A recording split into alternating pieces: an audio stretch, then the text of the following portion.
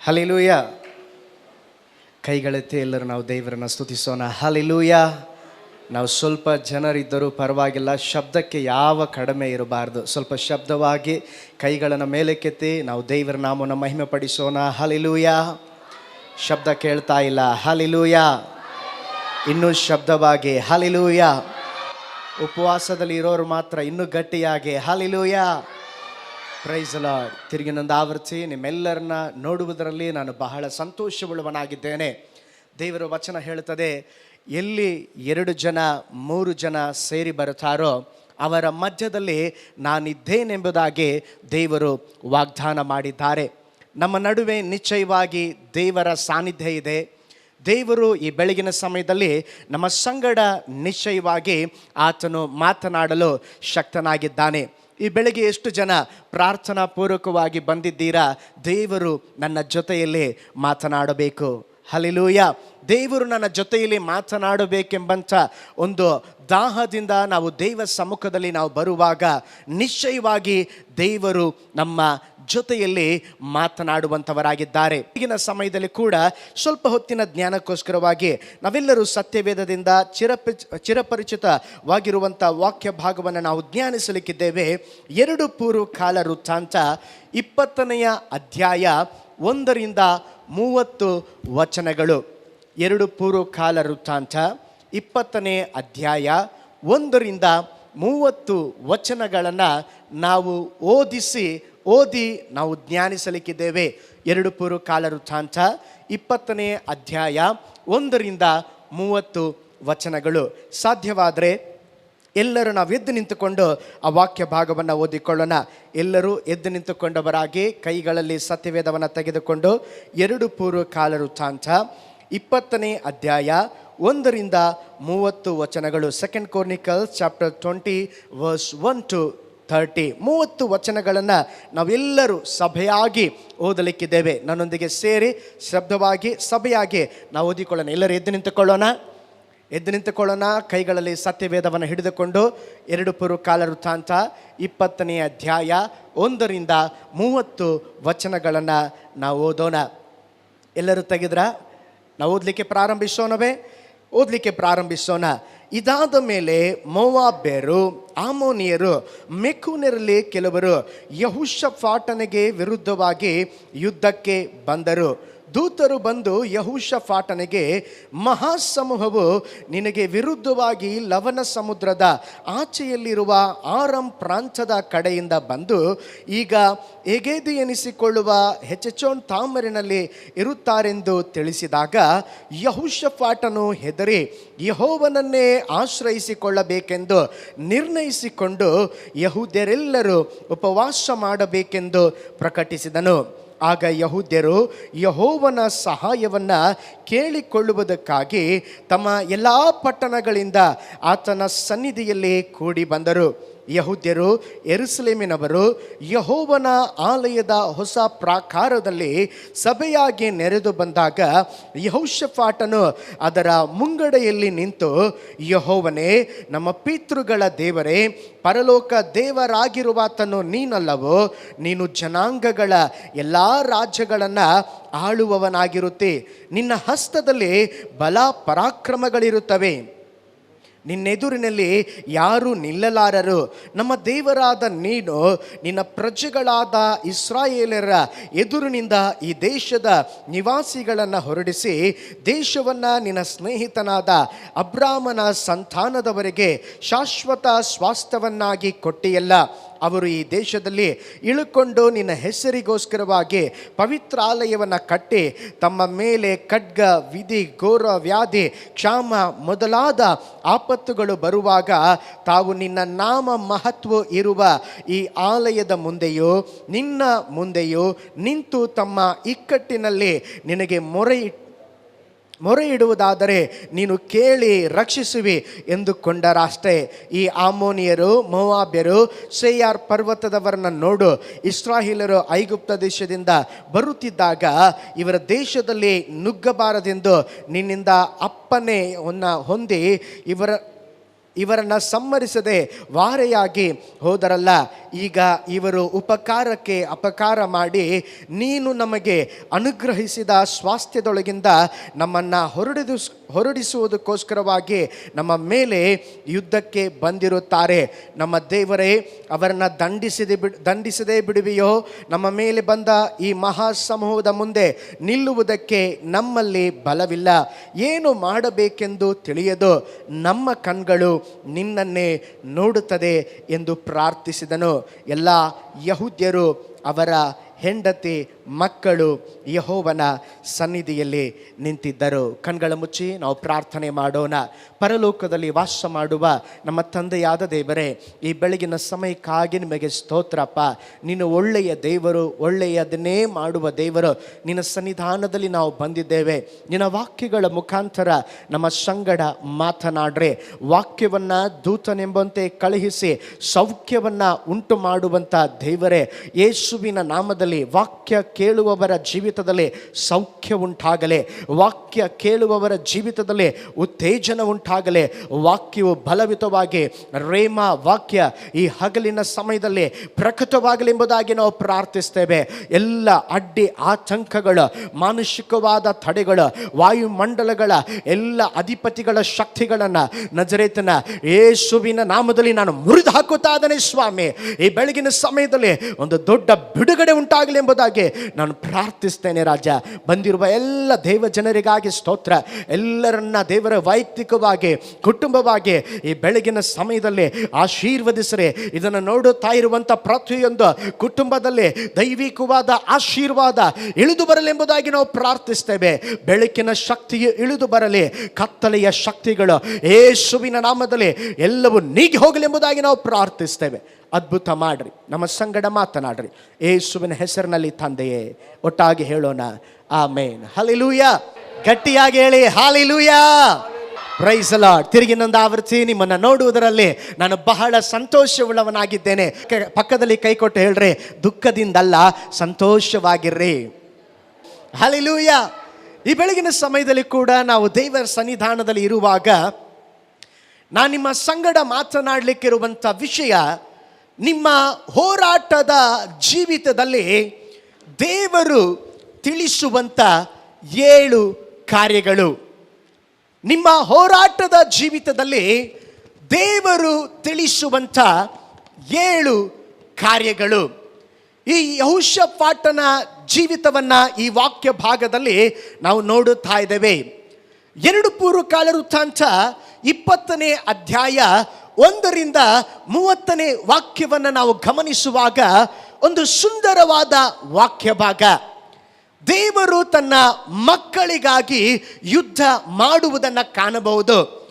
ದೇವ ಮಕ್ಕಳು ದೇವ ಸನ್ನಿಧಾನದಲ್ಲಿ ಮೌನವಾಗಿರೋದಾದರೆ ನಾವು ಯುದ್ಧ ಮಾಡಬೇಕಾದಂಥ ಅವಶ್ಯಕತೆ ಇಲ್ಲ. ದೇವರು ನಮಗೋಸ್ಕರವಾಗಿ ಯುದ್ಧ ಮಾಡುತ್ತಾನೆ. ನಂಬೋರು ಮಾತ್ರ ಕೈಗಳೆತ್ತಿ ದೇವರಿಗೆ ಸ್ತೋತ್ರ ಹೇಳೋಣ. ಹಲ್ಲೆಲೂಯಾ. ನಾನು 7 ಸಂಗತಿಯನ್ನ ಈ ಬೆಳಗಿನ ಸಮಯದಲ್ಲಿ ನಿಮ್ಮೊಂದಿಗೆ ನಾನು ಹಂಚಿಕೊಳ್ಳಲಿಕ್ಕಿದ್ದೇನೆ. ವಾಕ್ಯ ಭಾಗವಾಗಿ ನಾವು ಓದಿಕೊಳ್ಳೋಣ. ಕ್ರೈಸ್ತ ಜೀವನ ಅದು ಆಟದ ಮೈದಾನವಲ್ಲ, ಅದು ಹೋರಾಟದ ಮೈದಾನ. ಇನ್ನೊಂದು ಸಾರಿ ಹೇಳ್ತೇನೆ, ಕ್ರೈಸ್ತ ಜೀವನ ಆಟದ ಮೈದಾನವಲ್ಲ, ಅದು ಒಂದು ಹೋರಾಟದ ಮೈದಾನವಾಗಿದೆ. ಕ್ರೈಸ್ತ ಜೀವನ ಸುಲಭವಾಗಿರೋದಿಲ್ಲ. ಅದು ಯಾವಾಗಲೂ ಹೋರಾಟದಿಂದ ತುಂಬಿರುವಂಥ ಜೀವನವಾಗಿರುತ್ತದೆ. ಈ ವಾಕ್ಯ ಭಾಗದಲ್ಲಿ ನೋಡುವಾಗ ಮೊದಲನೇ ವಾಕ್ಯವನ್ನು ನಾವು ಓದಿಕೊಳ್ಳೋಣ. 2 ಪೂರ್ವಕಾಲ ವೃತ್ತಾಂತ 20ನೇ ಅಧ್ಯಾಯ 1ನೇ ವಾಕ್ಯ. ಇದಾದ ಮೇಲೆ ಸಾಕು ಬ್ರದರ್. ಮೊದಲನೇದಾಗಿ ನಾವು ನೋಡುತ್ತಾ ಇದ್ದೇವೆ, ಇದಾದ ಮೇಲೆ. ಯಾವುದಾದ ಮೇಲೆ? ಬೈಬಲಲ್ಲಿ ಇದಾದ ಮೇಲೆ ಅಂತ ಎಲ್ಲೆಲ್ಲಿ ಬರ್ತದೆಯೋ ಅಲ್ಲಿ ಸ್ವಲ್ಪ ಜಾಗೃತ ವಹಿಸಬೇಕು. ಇದಾದ ಮೇಲೆ ಎಂಬುದಾಗಿ ಹೇಳುವಾಗ ಅದರ ಹಿನ್ನೆಲೆಯನ್ನು ಗಮನಿಸಬೇಕು. ಯೆಹೋಷಾಫಾಟನ ಜೀವಿತದಲ್ಲಿ ಹೋರಾಟಗಳು ಇದ್ದವು. ಅದರ ಹಿಂದಿನ ಅಧ್ಯಾಯದಲ್ಲಿ ನೋಡುವಾಗ ಈಗ ಹೋರಾಟಗಳು ಕಡಿಮೆಯಾಗಿದೆ. ಯುದ್ಧ ಇಲ್ಲದ ಒಂದು ಸಮಯ. ತಾನು ತನ್ನ ಜನರು ಒಂದು ಶಾಂತಿಯುತವಾಗಿ ಇರುವಂತ ಸಮಯ. ಬೈಬಲ್ ಹೇಳ್ತದೆ ಇದಾದ ಮೇಲೆ. ಯಾವುದಾದ ಮೇಲೆ? ಎಲ್ಲ ಲೈಫ್ ಸೆಟ್ಲ್ ಆಯ್ತು, ಎಲ್ಲ ಚೆನ್ನಾಗಿದೆ, ಇನ್ನು ಯಾವ ಹೋರಾಟ ಇಲ್ಲ. ಅಪ್ಪ ಇನ್ನು ಮೇಲಾದ್ರೂ ಸ್ವಲ್ಪ ಸಮಾಧಾನವಾಗಿರೋಣ, ಸ್ವಲ್ಪ ನೆಮ್ಮದಿಯಾಗಿರೋಣ, ಇನ್ನು ನಮ್ಮ ಜೀವಿತ ಒಂದು ಸಂತೋಷಕರವಾದ ಜೀವನವಾಗಿರಲಿ ಎಂಬುದಾಗಿ ಹೇಳುವ ಸಮಯದಲ್ಲಿ ದಿಢೀರ್ ಎಂಬುದಾಗಿ ಒಂದು ವಾಕ್ಯ ಕಾಣಿಸಿಕೊಳ್ಳುತ್ತಾ ಇದೆ. ಏನಂತ ಹೇಳಿದ್ರೆ ಇದಾದ ಮೇಲೆ. ಏನು ಇದಾದ ಮೇಲೆ? ನೀವು ಉಪವಾಸ ಪ್ರಾರ್ಥನೆ ಮಾಡಿದ ಮೇಲೆ, ದೀಕ್ಷಾಸ್ಥಾನ ತೆಗೆದುಕೊಂಡ ಮೇಲೆ, ಯೇಸು ಸ್ವಾಮಿಯನ್ನ ನಂಬಿದ ಮೇಲೆ.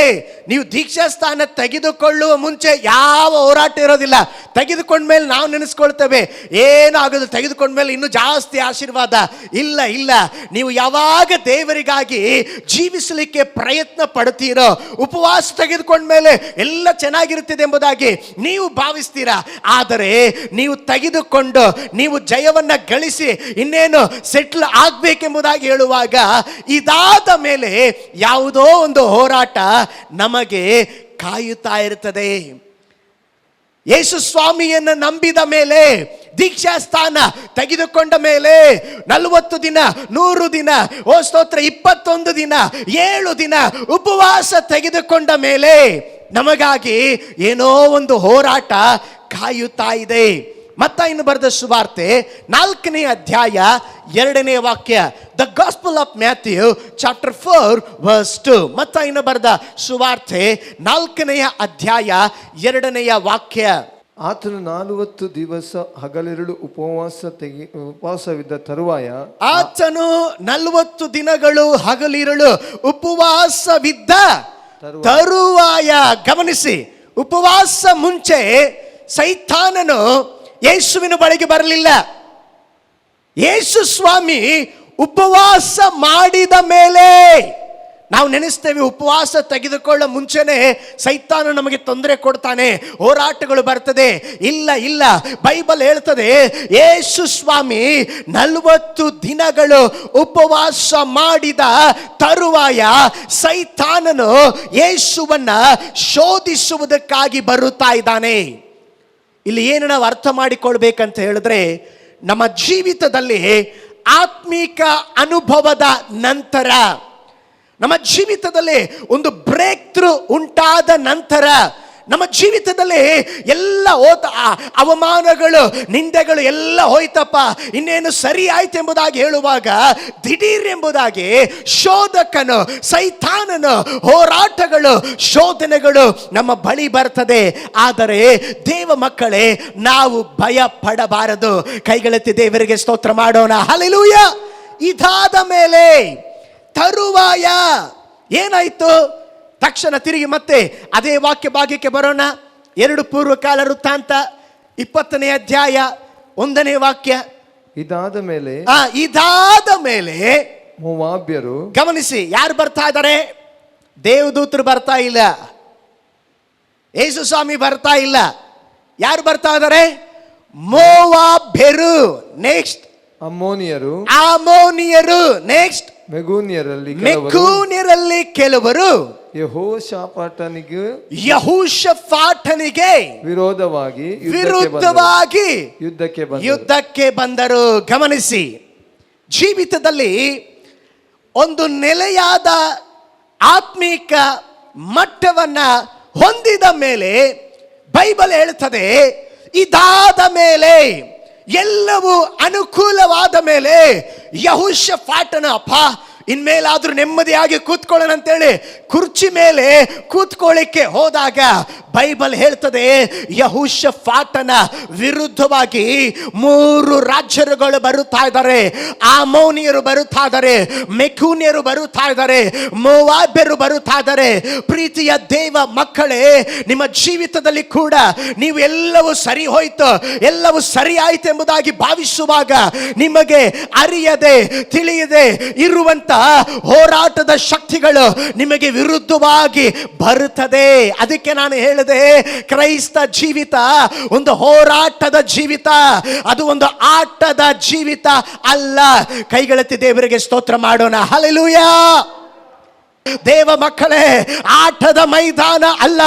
ಈ ಉಪವಾಸ ದಿನಗಳಲ್ಲಿ ದೇವರು ನಮ್ಮನ್ನು ಕರ್ಕೊಂಡು ಬಂದಿರೋದು ಹೋರಾಟದ ಮೈದಾನದಲ್ಲಿ. ಕೈಗಳುಳ್ಳವರ ಕೈಗಳೆತ್ತಿ ದೇವರಿಗೆ ಸ್ತೋತ್ರ ಮಾಡೋಣ. ಹಲ್ಲೆಲೂಯಾ.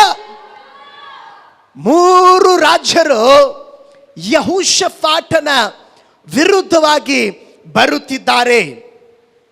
ಒಂದು ವೇಳೆ ನೀವು ಹೇಳ್ಬೋದು, ಪಾಸ್ಟರ್, ಯೆಹೋಷಾಫಾಟ ರಾಜನಾಗಿದ್ದ, ಅವನಿಗೆ ವಿರುದ್ಧವಾಗಿ ಬೇರೆ ರಾಜರುಗಳು ಬಂದರು. ಈಗ ಯಾವ ರಾಜರು ಇಲ್ಲಲ್ಲ ಪಾಸ್ಟರ್, ನಮ್ಮ ವಿರುದ್ಧ ಯಾರೂ ಬರೋದಿಲ್ವಲ್ಲ ಅಂತ ನೀವು ನೆನೆಸ್ಬೋದು. ಆದರೆ ಆಮೋನಿಯರ ಹಾಗೆ, ಮೆಖೂನ್ಯರ ಹಾಗೆ, ಮೋವಾಬ್ಯರ ಹಾಗೆ ಒಂದು ವೇಳೆ ಆಮೋನಿಯರು ಬರಲಿಕ್ಕಿಲ್ಲ, ಮೆಖೂನ್ಯರು ಬರಲಿಕ್ಕಿಲ್ಲ, ಇವತ್ತು ಯಾರು ಬರ್ತಾರಂತ ಹೇಳಿದ್ರೆ ಅದೇ ವಿಧದಲ್ಲಿ ಇರುವಂತ ಶತ್ರುಗಳಾದಂಥ ವ್ಯಾಧಿಗಳು ಬರಬಹುದು, ಹಣದ ತೊಂದರೆ ಬರಬಹುದು, ಶೋಧನೆಗಳು ಬರಬಹುದು, ಎದುರು ನೋಡದ ಕಷ್ಟಗಳು ಬರಬಹುದು. ಯೆಹೋಷಾಫಾಟನು ಇರುವಾಗ ಅವನ ವಿರುದ್ಧವಾಗಿ 3 ರಾಜರುಗಳು ಹೇಗೆ ಬಂದರೋ ಅದೇ ವಿಧದಲ್ಲಿ ನಮ್ಮ ಜೀವಿತದಲ್ಲಿ ಕೂಡ ಅನೇಕ ಕಾರ್ಯಗಳು ನಮ್ಮ ಹಿಂದೆ ಬಂದರೂ ಕೂಡ ಪರವಾಗಿಲ್ಲ. ನಮ್ಮನ್ನ ಹಿಂದಕ್ಕೆ ಇರುವಂತ ವೈರಿ ಇದ್ದರೂ ಮುಂದಕ್ಕೆ ನಡೆಸುವಂತ ದೇವರು ನಮ್ಮ ಸಂಗಡ ಇದ್ದಾನೆ. ಕೈಗಳೆತ್ತಿ ದೇವರಿಗೆ ಸ್ತೋತ್ರ ಮಾಡೋಣ. ಹಲ್ಲೆಲೂಯಾ. ಈಗ ಈ 3 ರಾಜರು ನೋಡಿ, ಈ 20ನೇ ಅಧ್ಯಾಯ ಕೆಟ್ಟ ಸುದ್ದಿಯಿಂದ ಪ್ರಾರಂಭವಾಯಿತು. ಯಾರು ಬರ್ತಾ ಇದ್ದಾರೆ? ಯೆಹೋಷಾಫಾಟನಿಗೆ ವಿರುದ್ಧವಾಗಿ 3 ರಾಜರುಗಳು ಬರ್ತಾ ಇದ್ದಾರೆ. ಎಷ್ಟು ರಾಜರುಗಳು? ಏನು ಅವನೊಟ್ಟಿಗೆ ಸಂಧಾನ ಮಾಡಿಕೊಳ್ಳಿಕ್ಕೆ ಬರ್ತಾ ಇದ್ದಾರಾ? ನಮ್ಮ ಮನೆಗೆಲ್ಲ ಅತ್ತೆ ಮಾವ ಬರ್ತಾರಂದ್ರೆ ಸಂತೋಷ. ಇವರು ಮೋವಾಬ್ಯರು, ಆಮೋನ್ಯರು, ಮೆಖೂನ್ಯರು ಅತ್ತೆ ಮಾವ ಅಲ್ಲ, ಬಂಧು ಬಳಗ ಅಲ್ಲ, ಅವರು ವಿರೋಧಿಯ ಗುಂಪು. ಅವರು ಬರೋದು ಯಾವುದಕ್ಕೆ ಗೊತ್ತಾ? ನಾಶ ಮಾಡಲಿಕ್ಕೆ. ಅವರು ಬರೋದು ಯಾಕೆ ಗೊತ್ತಾ? ಸುಲಿಗೆ ಮಾಡಲಿಕ್ಕೆ. ಅವರು ಬರೋದು ಯಾಕೆ ಗೊತ್ತಾ? ಕಳ್ಳತನ ಮಾಡಲಿಕ್ಕೆ. ಆದರೆ ಅವರು ಬರುವಾಗ ಯೆಹೋಷಾಫಾಟನ ಜೀವನದಲ್ಲಿ ಒಂದು ಕೆಟ್ಟ ಸುದ್ದಿಯಿಂದ ಪ್ರಾರಂಭವಾಯಿತು. ಗಮನಿಸಿ, ಈ ಅಧ್ಯಾಯದ ಒಂದು ಸುಂದರತೆ ಏನಂತ ಹೇಳಿದ್ರೆ, ಈ 2 ಪೂರ್ವಕಾಲ ವೃತ್ತಾಂತ 20ನೇ ಅಧ್ಯಾಯ ಕೆಟ್ಟ ಸುದ್ದಿಯಿಂದ ಪ್ರಾರಂಭವಾಯಿತು. ದೇವ ಮಕ್ಕಳಿಗೆ ಯಾವಾಗಲೂ ಕೆಟ್ಟ ಸುದ್ದಿಯಿಂದನೇ ಪ್ರಾರಂಭವಾಗ್ತದೆ, ಕೆಟ್ಟ ಕಾರ್ಯಗಳಿಂದ ಪ್ರಾರಂಭವಾಗ್ತದೆ.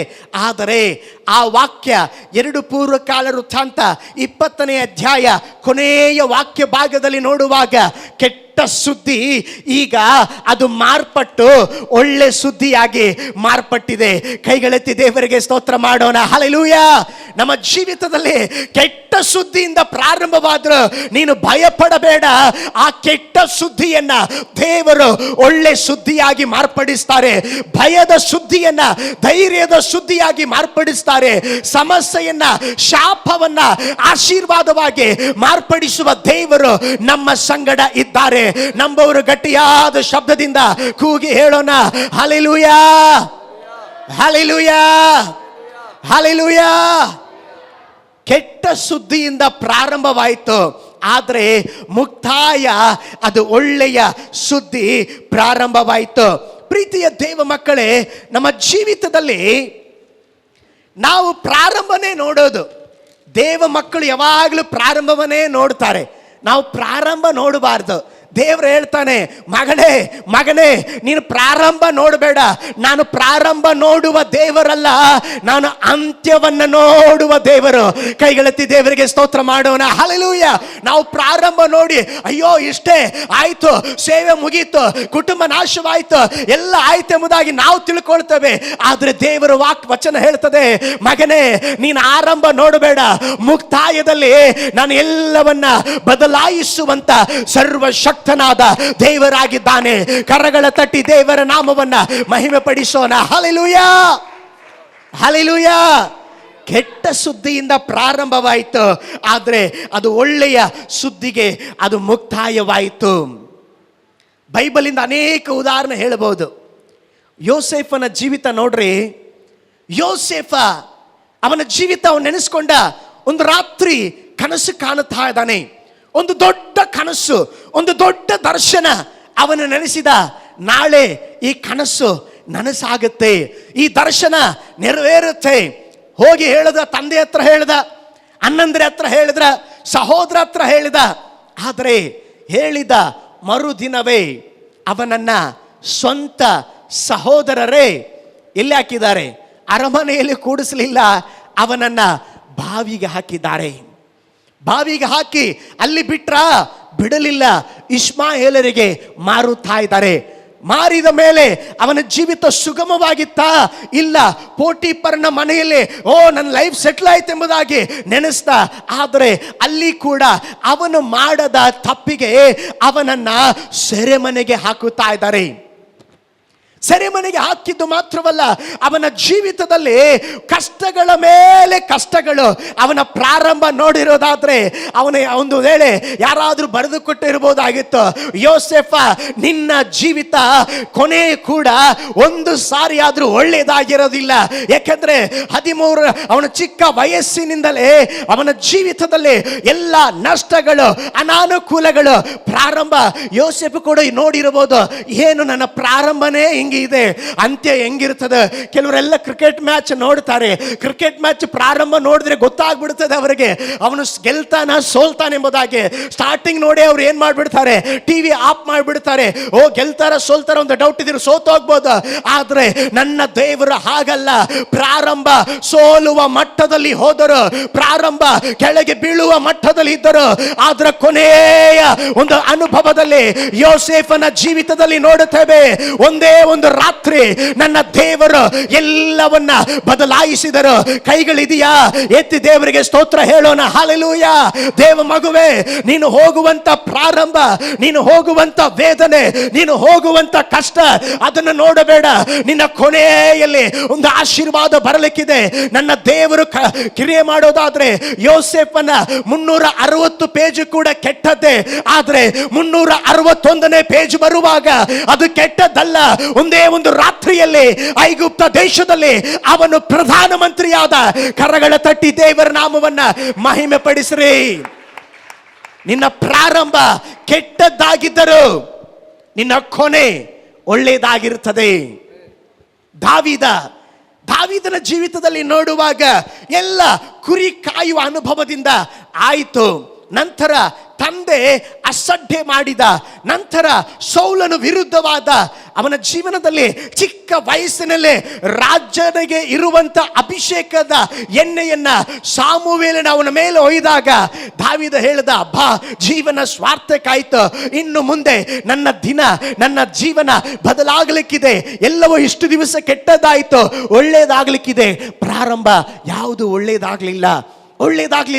ಆದರೆ ಬೈಬಲ್ ಹೇಳ್ತದೆ, ಒಂದು ದಿನ ಬಂತು, ಯಾವ ಪ್ರಾರಂಭ ಕೆಟ್ಟದಾಗಿತ್ತೋ ಆ ಪ್ರಾರಂಭವನ್ನ ದಾವೀದನ ಜೀವಿತದಲ್ಲಿ ದೇವರು ಒಂದೇ ದಿನದಲ್ಲಿ ಅರಸನಾಗಿ ಮಾರ್ಪಡಿಸಿದರು. ಕೈಗಳೆತ್ತಿ ದೇವರಿಗೆ ಸ್ತೋತ್ರ ಮಾಡೋಣ. ಹಲ್ಲೆಲೂಯಾ. ದೇವ ಮಗುವೆ, ನಿನ್ನ ಪ್ರಾರಂಭ ಹೇಗಿದ್ದರೂ ಪರವಾಗಿಲ್ಲ, ಮುಕ್ತಾಯದಲ್ಲಿ ನಿನ್ನ ಜೀವಿತ ಒಂದು ಯಶಸ್ವಿಕರಿಯಾಗಿರುತ್ತದೆ, ಒಂದು ಜಯಭರಿತವಾಗಿರುತ್ತದೆ. ಯೋಸೇಫನ ಪ್ರಾರಂಭ ಅಲ್ಪವಾಗಿತ್ತು, ಮುಕ್ತಾಯ ಒಳ್ಳೆಯದಾಗಿತ್ತು. ದಾವೀದನ ಪ್ರಾರಂಭ ಕೆಟ್ಟದಾಗಿತ್ತು, ಆದರೆ ಮುಕ್ತಾಯ ಒಳ್ಳೆಯದಾಗಿತ್ತು. ಯೋಬನ ಪ್ರಾರಂಭ ಎಲ್ಲ ಇದೆ. ಅವನ ದೇಶದಲ್ಲಿ ಅವನೇ ಕೋಟ್ಯಾಧೀಶ, ಅವನೇ ಎಲ್ಲ ಕಾರ್ಯಗಳಿರುವಂಥದ್ದು. ಬೈಬಲ್ ಹೇಳ್ತದೆ, ಒಂದೇ ದಿನದಲ್ಲಿ ಎಲ್ಲ ನಷ್ಟ, ಒಂದೇ ದಿನದಲ್ಲಿ ಎಲ್ಲವನ್ನ ಕಳಕೊಂಡ, ಒಂದೇ ದಿವಸದಲ್ಲಿ ಎಲ್ಲ ಕಳ್ಕೊಂಡಂತ ಪರಿಸ್ಥಿತಿ. ಆದರೆ ದೇವರ ವಾಕ್ಯ ಹೇಳುತ್ತದೆ ಅವನ ಪ್ರಾರಂಭ. ಅದಕ್ಕೆ ಯೋಬನ ಗ್ರಂಥದಲ್ಲಿ ಒಂದು ವಾಕ್ಯ ಇದೆ, ಅವನ ಪ್ರಾರಂಭ ಅಲ್ಪವಾಗಿದ್ದರು ಮುಕ್ತಾಯವನ್ನ ದೇವರು ಶ್ರೇಷ್ಠವಾಗಿ ಅವನಿಗಿದ್ದ ಆಸ್ತಿಗಿಂತ 2ರಷ್ಟಾಗಿ ದುಪ್ಪಟ್ಟಾಗಿ ದೇವರು ಆಶೀರ್ವಾದ ಮಾಡಿದರು. ಕೈಗಳೆತ್ತಿ ದೇವರಿಗೆ ಸ್ತೋತ್ರ ಮಾಡೋಣ. ದೇವ ಜನರೇ, ಪ್ರೀತಿಯ ದೇವ ಮಕ್ಕಳೇ, ಈ ಉಪವಾಸ ಪ್ರಾರ್ಥನೆಯ ದಿನದಲ್ಲಿ ಬಂದಿರುವಂತ ನಿನ್ನ ಜೀವಿತ, ನಿನ್ನ ಪ್ರಾರಂಭ ಕೆಟ್ಟದಾಗಿದ್ದರೂ ಪರವಾಗಿಲ್ಲ, ನನ್ನ ದೇವರು ಯಾವಾಗಲೂ ತನ್ನ ಜನರಿಗೆ ಒಳ್ಳೆಯದಾಗೇ ಮಾಡುತ್ತಾರೆ. ಕೈಗಳೆತ್ತಿ ದೇವರಿಗೆ ಸ್ತೋತ್ರ ಮಾಡೋಣ. ಕೈಗಳ ತಟ್ಟಿ ದೇವರ ನಾಮವನ್ನ ಮಹಿಮೆ ಪಡಿಸರೆ. ಯೇಸುವೇ, ನೀನು ನನ್ನ ಜೀವಿತದಲ್ಲಿ ಪ್ರಾರಂಭ ಏನೆಲ್ಲ ತಡೆಗಳಿದೆ, ಆದರೆ ಮುಕ್ತಾಯ ಒಳ್ಳೆಯದಾಗಿ ನೀನು ಮಾಡಲಿಕ್ಕಿದೀಯಾ. ಈಗ ಯೆಹೋಷಾಫಾಟನ ಜೀವಿತದಲ್ಲಿ ಪ್ರಾರಂಭ ಎಲ್ಲವೂ ಕೆಟ್ಟದ್ದಾಗಿತ್ತು. ನಾನು ಹೇಳಿದೆ, ನಿಮ್ಮ ಹೋರಾಟದ ಜೀವಿತದಲ್ಲಿ 7 ಕಾರ್ಯಗಳನ್ನು ನೀವು ನೆನಪಿನಲ್ಲಿಟ್ಟುಕೊಳ್ಳಬೇಕು. ಮೊದಲನೇದಾಗಿ ಆ ಮುಂದಿನ ವಾಕ್ಯ ಭಾಗವನ್ನು ಓದೋಣ. ದೂತರು ಬಂದು ಯೆಹೋಷಾಫಾಟನಿಗೆ ಮಹಾಸಮೂಹವು ನಿನಗೆ ವಿರುದ್ಧವಾಗಿ ಲವಣ ಸಮುದ್ರದ ಆಚೆಯಲ್ಲಿರುವ ಆರಾಮ್ ಪ್ರಾಂತದ ಕಡೆಯಿಂದ ಬಂದು ಈಗ ಎಂಗೇದಿ ಎನಿಸಿಕೊಳ್ಳುವ ಹಚೆಚೋನ ತಾಮಾರಿನಲ್ಲಿ ಇರುತ್ತಾರೆಂಬುದಾಗಿ ತಿಳಿಸಿದಾಗ ಯೆಹೋಷಾಫಾಟನು ಹೆದರಿ ಯೆಹೋವನೇ ಆಶ್ರಯಿಸಬೇಕೆಂದು ನಿರ್ಣಯಿಸಿಕೊಂಡು ಯೆಹೂದ್ಯರೆಲ್ಲರೂ ಉಪವಾಸ ಮಾಡಬೇಕೆಂದು ಪ್ರಕಟಿಸಿದನು. ಮೊದಲನೇದಾಗಿ ಇಲ್ಲಿನ ವಾಕ್ಯ ಭಾಗದಲ್ಲಿ ನೋಡುತ್ತಾದವೆ, ಯೆಹೋಷಾಫಾಟನು ಭಯಪಡುತ್ತಿದ್ದಾನೆ. ಹೋರಾಟಗಳು ಬರುವಾಗ, ಶೋಧನೆಗಳು ಬರುವಾಗ, ವೇದನೆಗಳು ಬರುವಾಗ ನಾವೇನ್ ಮಾಡುತ್ತೇವೆ? ಭಯಪಡುತ್ತೇವೆ. ಯೆಹೋಷಾಫಾಟನು ಕೂಡ ಭಯಪಡುತ್ತಿದ್ದಾನೆ. ಆದರೆ ಭಯಪಡುವಂತ ಯೆಹೋಷಾಫಾಟನಿಗೆ ದೇವರು ಏನು ಹೇಳಿದ್ರು ಗೊತ್ತಾ? ಅದೇ 2 ವೃತ್ತಾಂತ 15ನೇ ವಚನವನ್ನು ನೋಡೋಣ. 20ನೇ ಅಧ್ಯಾಯ 15ನೇ ವಾಕ್ಯ. ಯೆಹೋವನ ಆತ್ಮವು ಬಂದಿತು. ಅವನು ಎಲ್ಲಾ ಯೆಹೂದ್ಯರೇ ಯೆರೂಸಲೇಮಿನವರೇ ಅರಸನಾದ ಯೆಹೋಷಾಫಾಟನೇ, ಯೆಹೋವನು ಹೇಳುವುದನ್ನು ಕೇಳಿರಿ. ಈ ಮಹಾಸಮೂಹದ ನಿಮಿತ್ತ ಕಳವಳಗೊಳ್ಳಬೇಡಿರಿ. ಗಮನಿಸಿರಿ, ಕಳವಳಗೊಳ್ಳಬೇಡ್ರಿ, ಹೆದರಬೇಡ್ರಿ. ಯುದ್ಧ ನಿಮ್ಮದಲ್ಲ, ದೇವರದೇ. Praise the Lord. ಕರಗಳೆತ್ತಿ ದೇವರಿಗೆ ಮಹಿಮೆ ಪಡಿಸೋಣವೇ. ಹಲ್ಲೆಲೂಯ. ಯೆಹೋಷಾಫಾಟನು ಭಯಪಟ್ಟಾಗ ದೇವರು ಹೇಳುತ್ತಾ ಇದ್ದಾರೆ, ಯೆಹೋಷಾಫಾಟನೇ, ನೀನು ಹೆದರಬೇಡ. ಇಸ್ರಾಯೇಲರೇ, ನೀನು ಭಯಪಡಬೇಡ. ದೇವ ಮಕ್ಕಳೇ, ನಮ್ಮ ಜೀವಿತದಲ್ಲಿ ನಾವು ಭಯ ಪಡಬಾರದು. ಕರಗಳ ಮೇಲೆ ಕೆತ್ತಿ ದೇವರಿಗೆ ಸ್ತೋತ್ರ ಮಾಡೋಣ.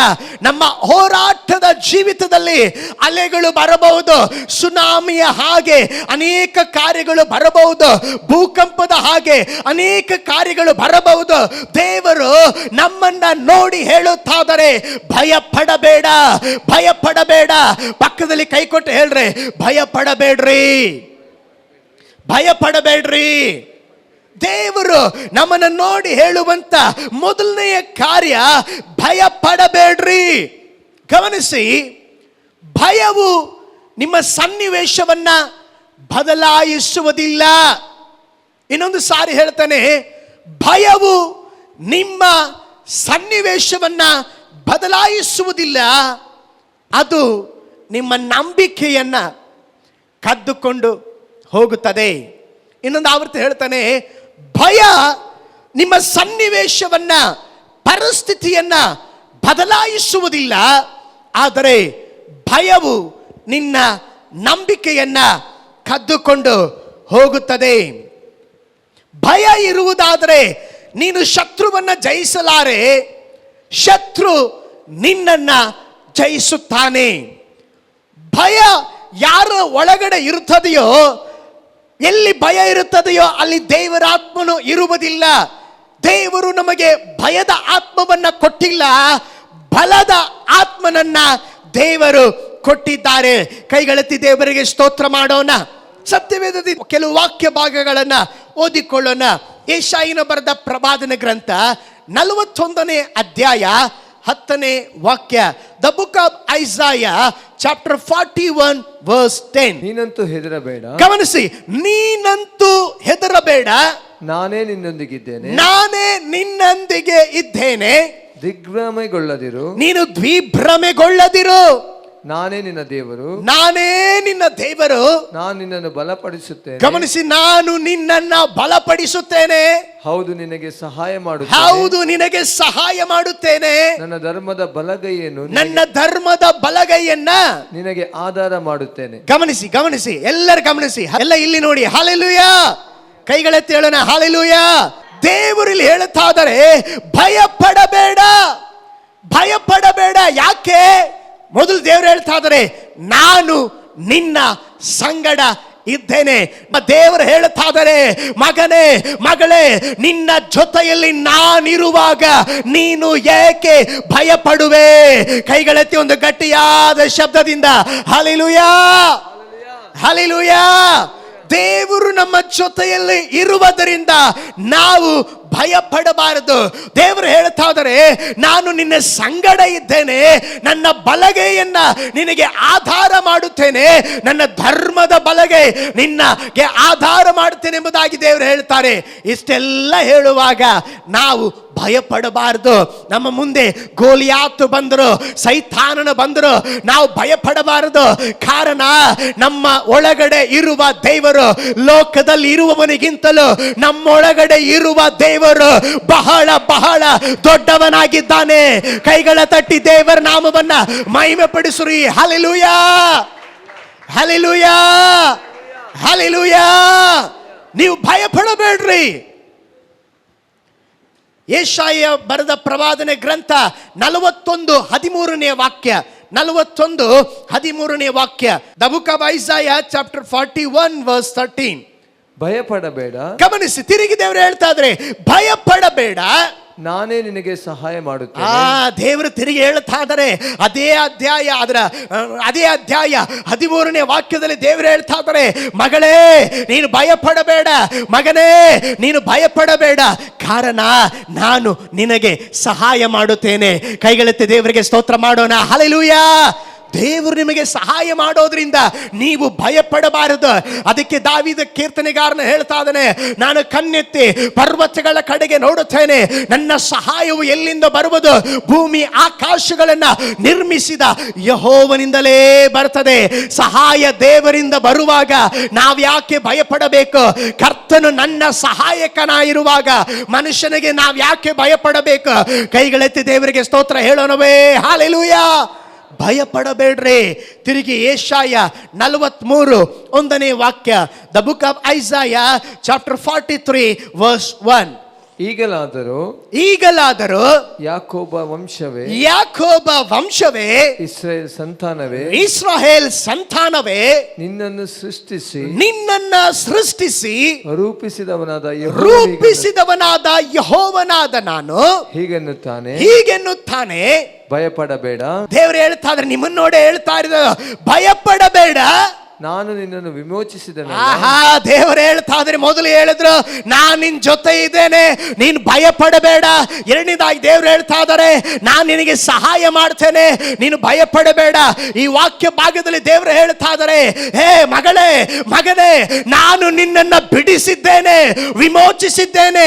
ಬೆಳ್ಳಿ ಬಂಗಾರ ಕೊಟ್ಟು ಬಿಡಿಸಿಲ್ಲ ಮಗಳೇ, ನನ್ನ ಜೀವ ಕೊಟ್ಟು ನಿನ್ನನ್ನು ಬಿಡಿಸಿರೋದ್ರಿಂದ ನೀನು ಭಯಪಡಬೇಡ. ಕರಗಳ ತಟ್ಟಿ ದೇವರ ನಾಮವನ್ನು ಮಹಿಮೆ ಪಡಿಸ್ತೀರಾ? ಹಲ್ಲೆಲೂಯಾ. ಜೋರಾಗಿ ಕೈಗಳ ತಟ್ಟಿ ಹೇಳಿ, ಯೇಸು ನನ್ನನ್ನ ಬಿಡಿಸಿದ್ದಾನೆ, ನನ್ನನ್ನ ವಿಮೋಚಿಸಿದ್ದಾನೆ, ನಾನು ಭಯಪಡೋದಿಲ್ಲ. ಹಾಗಾದ್ರೆ ನಾವೇನ್ ಮಾಡಬಾರ್ದು? ಹಲ್ಲೆಲೂಯಾ. ಹೆದರಬೇಡ, ಯಾಕೆಂದರೆ ನಿನ್ನ ತಲೆ ಕೂದಲುಗಳನ್ನು ಸಹ ನಾನು ಎಣಿಕೆ ಮಾಡಿದ್ದೇನೆ. ಕೈಗಳೆತ್ತಿ ದೇವರಿಗೆ ಸ್ತೋತ್ರ ಮಾಡೋಣ. ಹಲ್ಲೆಲೂಯಾ. ತಿರುಗಿ ಯೆಹೋಶುವ 1ನೇ ಅಧ್ಯಾಯ 9ನೇ ವಾಕ್ಯ, ಯೆಹೋಶುವ 1:9 ವಾಕ್ಯ.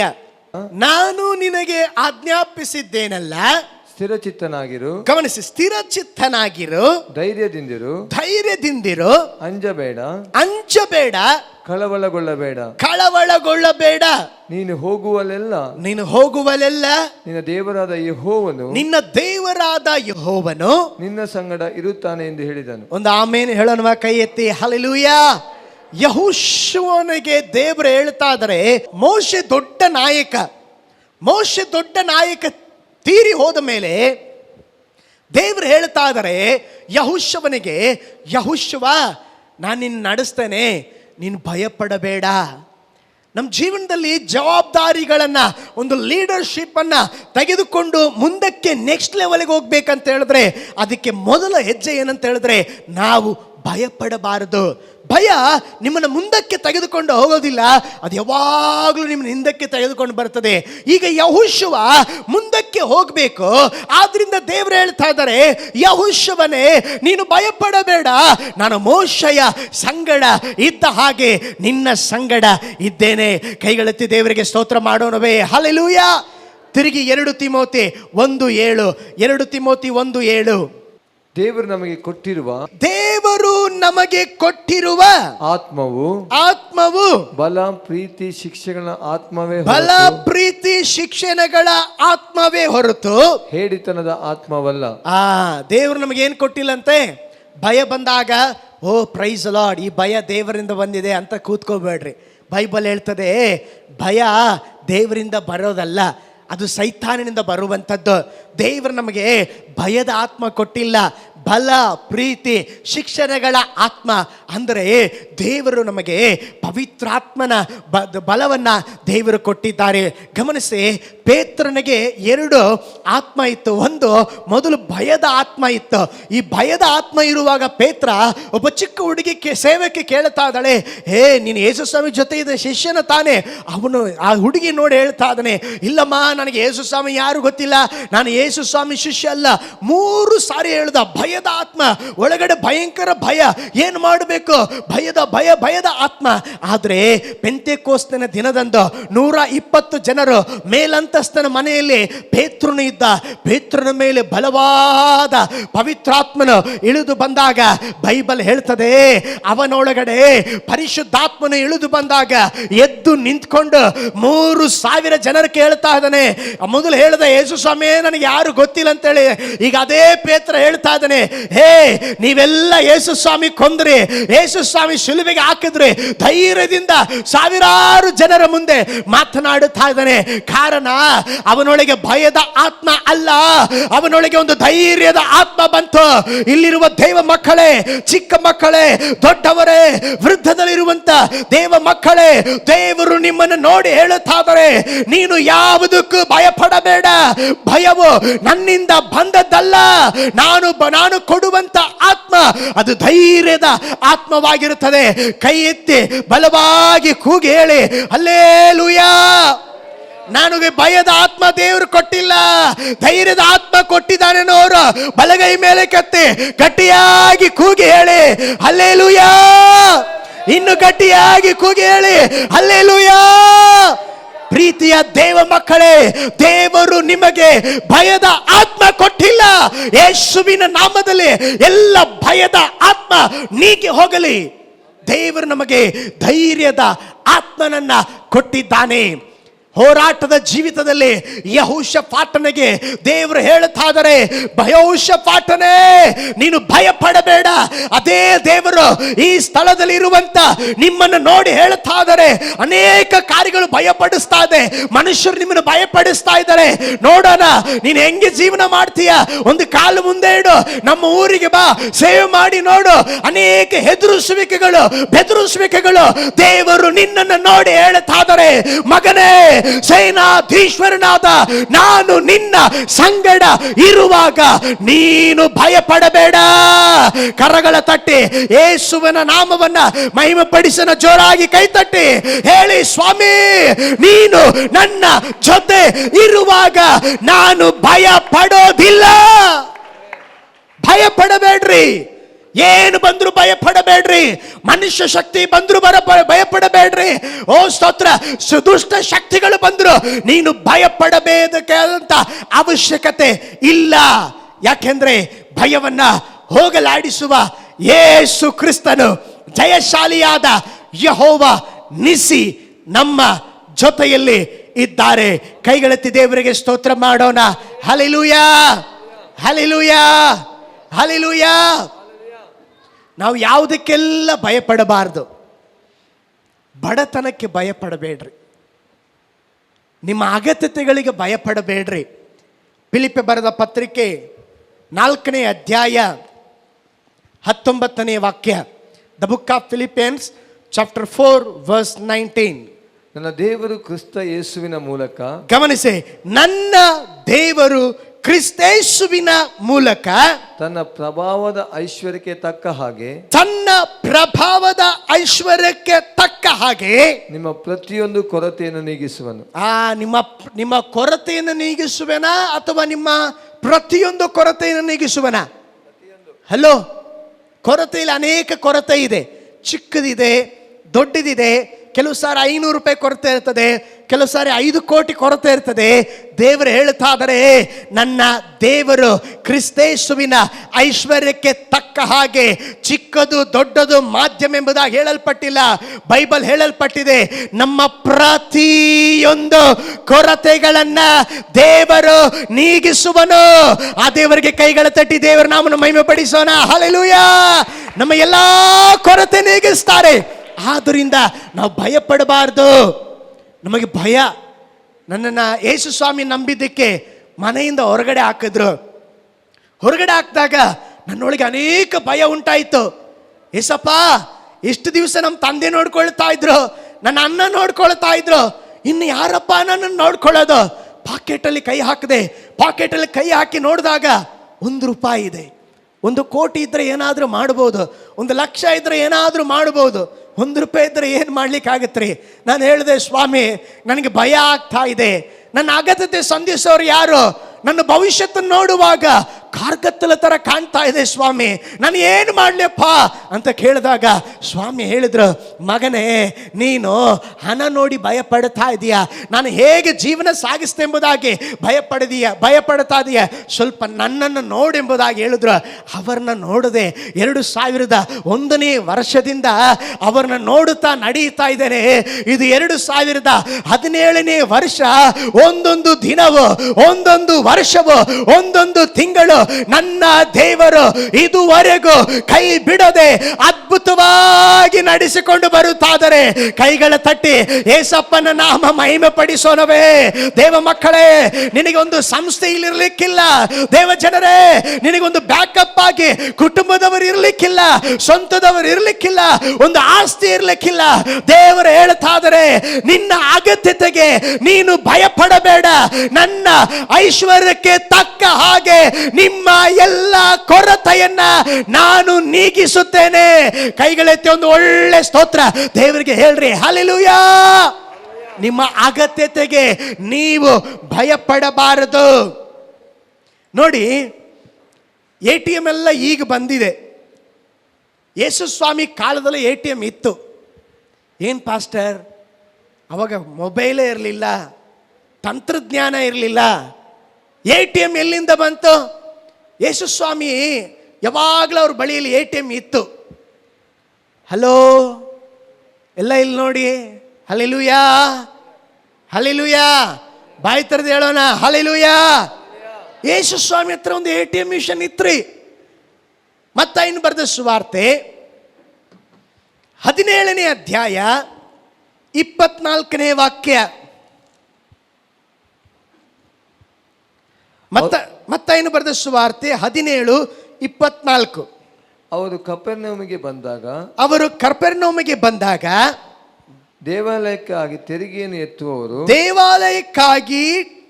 ಎತ್ತುವವರು ಪೇತ್ರನ ಬಳಿಗೆ ಬಂದು ನಿಮ್ಮ ಬೋಧಕನು ದೇವಾಲಯದ ತೆರಿಗೆಯನ್ನು ಸಲ್ಲಿಸುವುದಿಲ್ಲವೇ ಎಂದು ದೇವಾಲಯದ ತೆರಿಗೆ ಸಲ್ಲಿಸುವುದೇ ಎಂದು ಕೇಳಲು ಹೌದು ಸಲ್ಲಿಸುವನು ಅಂದನು. ಪೇತ್ರನು ಮನೆಯೊಳಗೆ ಬಂದಾಗ ಯೇಸು ಅವನಿಗಿಂತ ಮೊದಲೇ ಸೀಮೋನ, ನಿನಗೆ ಹೇಗೆ ತೋರುತ್ತದೆ? ಭೂಲೋಕದ ಅರಸರು ಸುಂಕವನ್ನಾಗಲಿ ಮಂಡೆ ತೆರಿಗೆಯನ್ನಾಗಲಿ ಯಾರಿಂದ ತೆಗೆದುಕೊಳ್ಳುತ್ತಾರೆ? ತಮ್ಮ ಮಕ್ಕಳಿಂದಲೋ ಬೇರೆಯವರಿಂದಲೋ ಎಂದು ಕೇಳಿದನು. ಮುಂದೆ ಅವರು ಬೇರೆಯವರಿಂದ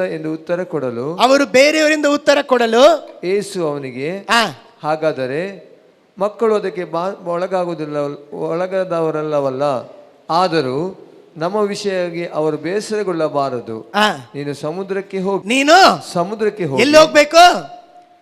ಹಣ ಸಿಗ್ಬೇಕಂದ್ರೆ ಬ್ಯಾಂಕ್ಗೆ ಹೋಗ್ಬೇಕಾ ಸಮುದ್ರಕ್ಕೆ ಹೋಗ್ಬೇಕಾ? ಇದಕ್ಕಾದ್ರೂ ಉತ್ತರ ಹೇಳ್ರಿ.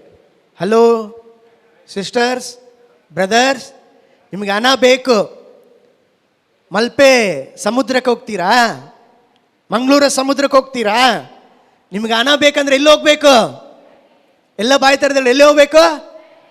ಬ್ಯಾಂಕಿಗೆ ಹೋಗ್ಬೇಕಲ್ವಾ? ಈಗ ಯೇಸು ಸ್ವಾಮಿಗೆ ಸುಂಕ ಕಟ್ಟಲಿಕ್ಕೆ ಹಣ ಇಲ್ಲ. ಏನಿಲ್ಲ? ಹಣ ಇಲ್ಲ. ಈಗ ಯೇಸು ಸ್ವಾಮಿ ಹಣ ಕಟ್ಟಬೇಕು. ಪೇತ್ರನಿಗೆ ಹೇಳ್ತಾ ಇದ್ದಾರೆ, ಪೇತ್ರ ಇವರೆಲ್ಲ ಸುಮ್ಮನೆ ತೊಂದರೆ ಪಡಿಸ್ತಾ ಇದ್ದಾರೆ, ಟ್ಯಾಕ್ಸ್ ಕೊಟ್ಬಿಡೋಣ, ತೆರಿಗೆ ಕೊಟ್ಬಿಡೋಣ.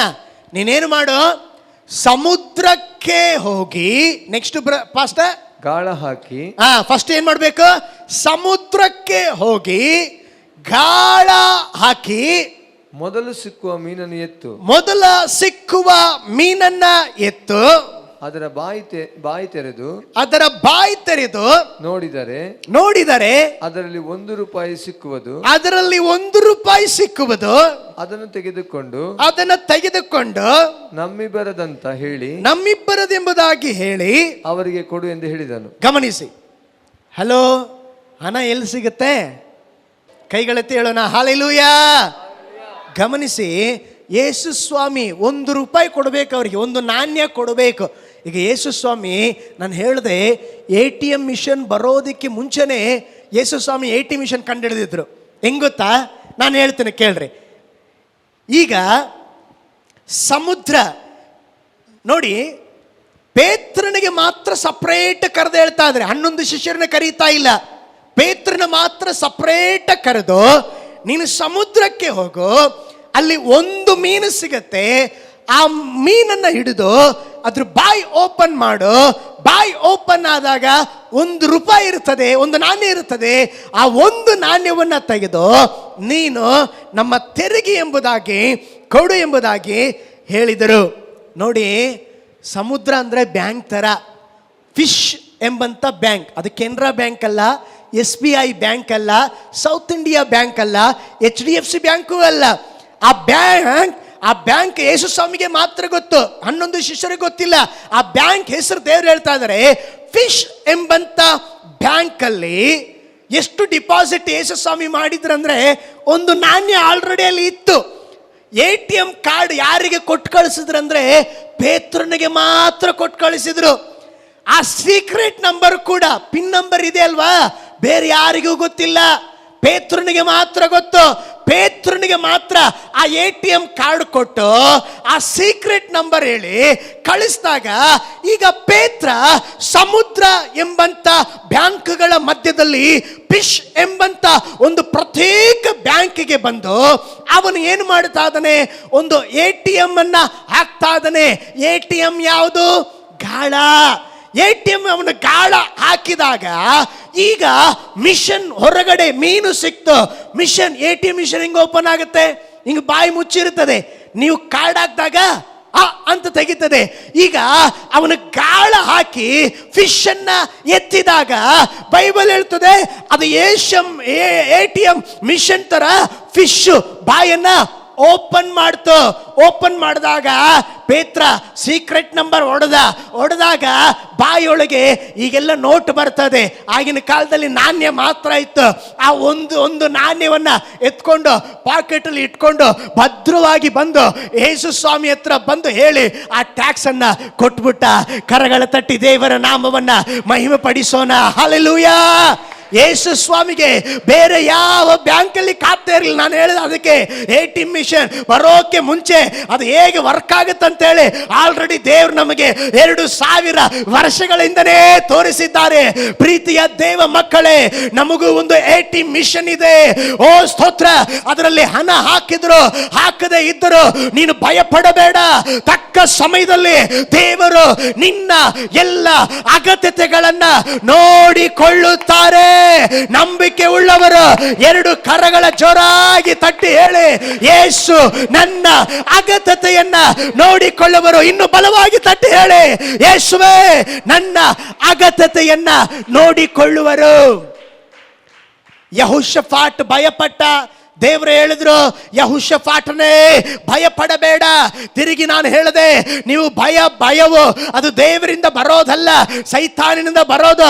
ನಾನು ಹೇಳಿದೆ, ನೀವು ನಿಮ್ಮ ಅಗತ್ಯತೆಗಳಿಗೆ ಭಯಪಡಬಾರದು. ಎರಡನೇದಾಗಿ ಯಾವುದಕ್ಕೆ ಭಯಪಡಬಾರದು ಪಾಸ್ಟರ್? ಎರಡನೇದಾಗಿ ನಾವು ಮನುಷ್ಯರಿಗೆ ಭಯಪಡಬಾರದು. ಜ್ಞಾನೋಕ್ತಿಗಳು 29:25. ಮನುಷ್ಯನ ಭಯ ಉರುಲು, ಮನುಷ್ಯನ ಭಯ ಉರುಲು. ಗಮನಿಸಿ, ಕೆಲವರೆಲ್ಲ ಹೇಳ್ತಾರೆ ನೋಡ್ರಿ, ಉರುಳು ಹಾಕೊಂಡು ಸತ್ತ. ಕೇಳಿದ್ದೀರಾ? ನಮ್ಮ ನಾರ್ತ್ ಕರ್ನಾಟಕ ಸಡೆ ಜಾಸ್ತಿ ಹೇಳ್ತಾರೆ, ಏನು ಹಾಕೊಂಡು ಸತ್ತ, ಇಲ್ಲೆಲ್ಲ ನೇನು ಹಾಕೊಂಡು ಸತ್ತ ಅಂತ ಹೇಳ್ತಾರೆ. ಆ ಕಡೆ ಎಲ್ಲ ಉರುಳು ಹಾಕೊಂಡು ಸತ್ತ, ಅವನು ಉರುಳು ಹಾಕೊಂಡು ಸತ್ತ ಅಂತ ಹೇಳ್ತಾರೆ. ಇನ್ನೊಂದು ಸಾರಿ ಓದಿ ಪಾಸ್ಟರ್ ಆ ವಾಕ್ಯ. ಮನುಷ್ಯನ ಭಯ ಉರುಳು, ಮನುಷ್ಯನ ಭಯ ಉರುಳು. ಹಲ್ಲೆಲೂಯಾ. ಮನುಷ್ಯರ ಭಯ ಉರುಳು. ನಾವು ಮನುಷ್ಯನಿಗೆ ಭಯ ಪಡುತ್ತಿರೋದಾದ್ರೆ ಒಂದೊಂದು ದಿವಸ ನಮ್ಮನ್ನ ನಾವೇ ಸಾಯಿಸಿಕೊಳ್ಳುತ್ತಾ ಇದ್ದೇವೆ. ಬೈಬಲ್ ಹೇಳ್ತದೆ, ನಾವು ಮನುಷ್ಯರಿಗೆ ಭಯ ಪಡಲೇಬಾರದು. ಕೈಗಳೆತ್ತಿ ದೇವರಿಗೆ ಸ್ತೋತ್ರ ಹೇಳೋಣ. ಹಲ್ಲೆಲೂಯಾ. ಮನುಷ್ಯರ ಭಯ ಉರುಳು. ಮುಂದಿನ ವಾಕ್ಯ, ಯೆಹೋವನ ಭರವಸ ಉದ್ಧಾರ. ಯೆಹೋವನ ಭರವಸ ಉದ್ಧಾರ. ದೇವರು ಹೇಳ್ತಾ ಇದ್ದಾರೆ, ಮನುಷ್ಯರಿಗೆ ಭಯ ಪಡಬೇಡ್ರಿ, ಆ ಭಯ ನಿಮ್ಮನ್ನ ಕೊಲ್ತದೆ. ಆದರೆ ನನ್ನ ಮೇಲೆ ಇರುವಂತ ಭಯ, ನನ್ನ ಮೇಲೆ ಇಡುವಂತ ಭರವಸೆ ನಿಮಗೆ ಉದ್ಧಾರವನ್ನ ತರುತ್ತದೆ ಎಂಬುದಾಗಿ ಹೇಳ್ತಾರೆ. ಹೌದು ಪ್ರೀತಿಯ ದೇವ ಮಕ್ಕಳೇ, ಮನುಷ್ಯರಿಗೆ ಭಯ ಪಡಬೇಡ್ರಿ. 2 ಅರಸುಗಳ ಪುಸ್ತಕ 17-18ನೇ ಅಧ್ಯಾಯದಲ್ಲಿ ಹೀರೋ ತರ ಎಲಿಯ ಬರ್ತಾರೆ. ದಿಢೀರಂತ 17ನೇ ಅಧ್ಯಾಯದಲ್ಲಿ ಪ್ರತ್ಯಕ್ಷವಾಗ್ತಾರೆ. 18ನೇ ಅಧ್ಯಾಯದಲ್ಲಿ ಅವನ ಹಾಗೆ ಇನ್ನೊಬ್ಬ ನಾಯಕನೇ ಇಲ್ಲ. 19ನೇ ಅಧ್ಯಾಯಕ್ಕೆ ಬರುವಾಗ ಅದೇ ಎಲಿಯ ಈಜಿಬೇಳೆಂಬಂತ ಒಬ್ಬ ಸ್ತ್ರೀಗೆ ಹೆದರಿ ಎಷ್ಟೋ ಕಿಲೋಮೀಟರ್ ದಕ್ಷಿಣಕ್ಕೆ 100 ಮೈಲು ಓಡೋದಂತೆ. 150 ಮೈಲು ದಕ್ಷಿಣಕ್ಕೆ 100 ಮೈಲು, ಆಮೇಲೆ ಇನ್ನೂ ದಕ್ಷಿಣಕ್ಕೆ 150 ಮೈಲು ತನ್ನ ಜೀವವನ್ನ ಕಾಪಾಡಿಕೊಳ್ಳುವುದಕ್ಕಾಗಿ ಓಡಿ ಹೋದಂತೆ. ಯಾರಿಗೆ ಭಯಪಟ್ಟು? ಮನುಷ್ಯರಿಗೆ ಭಯಪಟ್ಟು. ಪ್ರೀತಿಯುಳ್ಳ ದೇವ ಮಕ್ಕಳೇ, ನಾವು ಮನುಷ್ಯರಿಗೆ ಭಯಪಡಬಾರದು. 1ನೇ ಶತಮಾನದಲ್ಲಿ ನಿಮ್ಮ ಥರ ಇರಲಿಲ್ಲ ಕ್ರೈಸ್ತರು. ನೀವೆಲ್ಲ ಸೈಲೆಂಟ್ ಕ್ರೈಸ್ತರು. ಅವರೆಲ್ಲ ಹೇಗೆ ಗೊತ್ತಾ?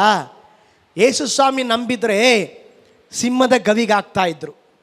ಯೇಸು ಸ್ವಾಮಿ ನಂಬಿದರೆ ಆ ವ್ಯಕ್ತಿಗೆ ಬಟ್ಟೆಯನ್ನು ಸುತ್ತಿ ಎಣ್ಣೆಯನ್ನು ಹಾಕಿ ಬೀದಿ ದ್ವೀಪ ಇರಲಿಲ್ಲ, ಒಂದು ಕಂಬಕ್ಕೆ ಕಟ್ಟಿ ಇಲ್ಲಿ ಹಚ್ಚಿದಂಥ ಬೆಂಕಿ ಜೀವ ಸಹಿತವಾಗಿ ಉರಿಯುತ್ತಾ ಇದ್ದರು. ಕೆಲವರ ಚರ್ಮವನ್ನು ಸುಲಿದು ಒಣ ಬಿಸಿಲಲ್ಲಿ ಇಡುತ್ತಾ ಇದ್ರು. ಹಾಗೆ ಹಸಿ ಚರ್ಮ ಅದು ಗಟ್ಟಿಯಾಗಿ ಸತ್ತು ಹೋಗುತ್ತಾ ಇದ್ರು. ಆದರೆ ಒಬ್ಬರಾದರೂ ಭಯಪಡಲಿಲ್ಲ. ಸಿಂಹಕ್ಕೆ ಭಯಪಡಲಿಲ್ಲ, ಕತ್ತಿಗೆ ಭಯಪಡಲಿಲ್ಲ, ಘೋರ ಮೃಗಗಳಿಗೆ ಭಯಪಡಲಿಲ್ಲ. ಅವರು ಹೇಳಿದರು, ನಮ್ಮ ಜೀವಿತ ಭಯಪಡೋದಾದರೆ ಯೇಸುವಿಗೆ ಮಾತ್ರ. ಕೈಗಳೆತ್ತಿ ದೇವರಿಗೆ ಸ್ತೋತ್ರ ಮಾಡೋಣ. ಪ್ರೀತಿಯ ದೇವ ಮಕ್ಕಳೇ, ನಾವು ಮನುಷ್ಯರಿಗೆ ಭಯಪಡಬಾರದು.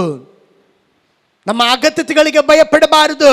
ನಾವು ಮನುಷ್ಯರಿಗೆ ಭಯ ಪಡಲೇಬಾರದು. ಒಂದು ಸಾರಿ ಆದಿಸಭೆಯ ಒಬ್ಬ ಶಿಷ್ಯನಿಗೆ ಒಬ್ಬ ರಾಜ್ಯ ಕೇಳ್ತಾ ಇದ್ದಾನೆ, ನಿನಗೆ ನಾನು ನೋಡಿದ್ರೆ ಭಯ ಇಲ್ವಾ? ಆಗ ಭಕ್ತ ಹೇಳ್ದ, ನನಗೆ ನಿನ್ನನ್ನು ನೋಡಿದರೆ ಭಯ ಇಲ್ಲ.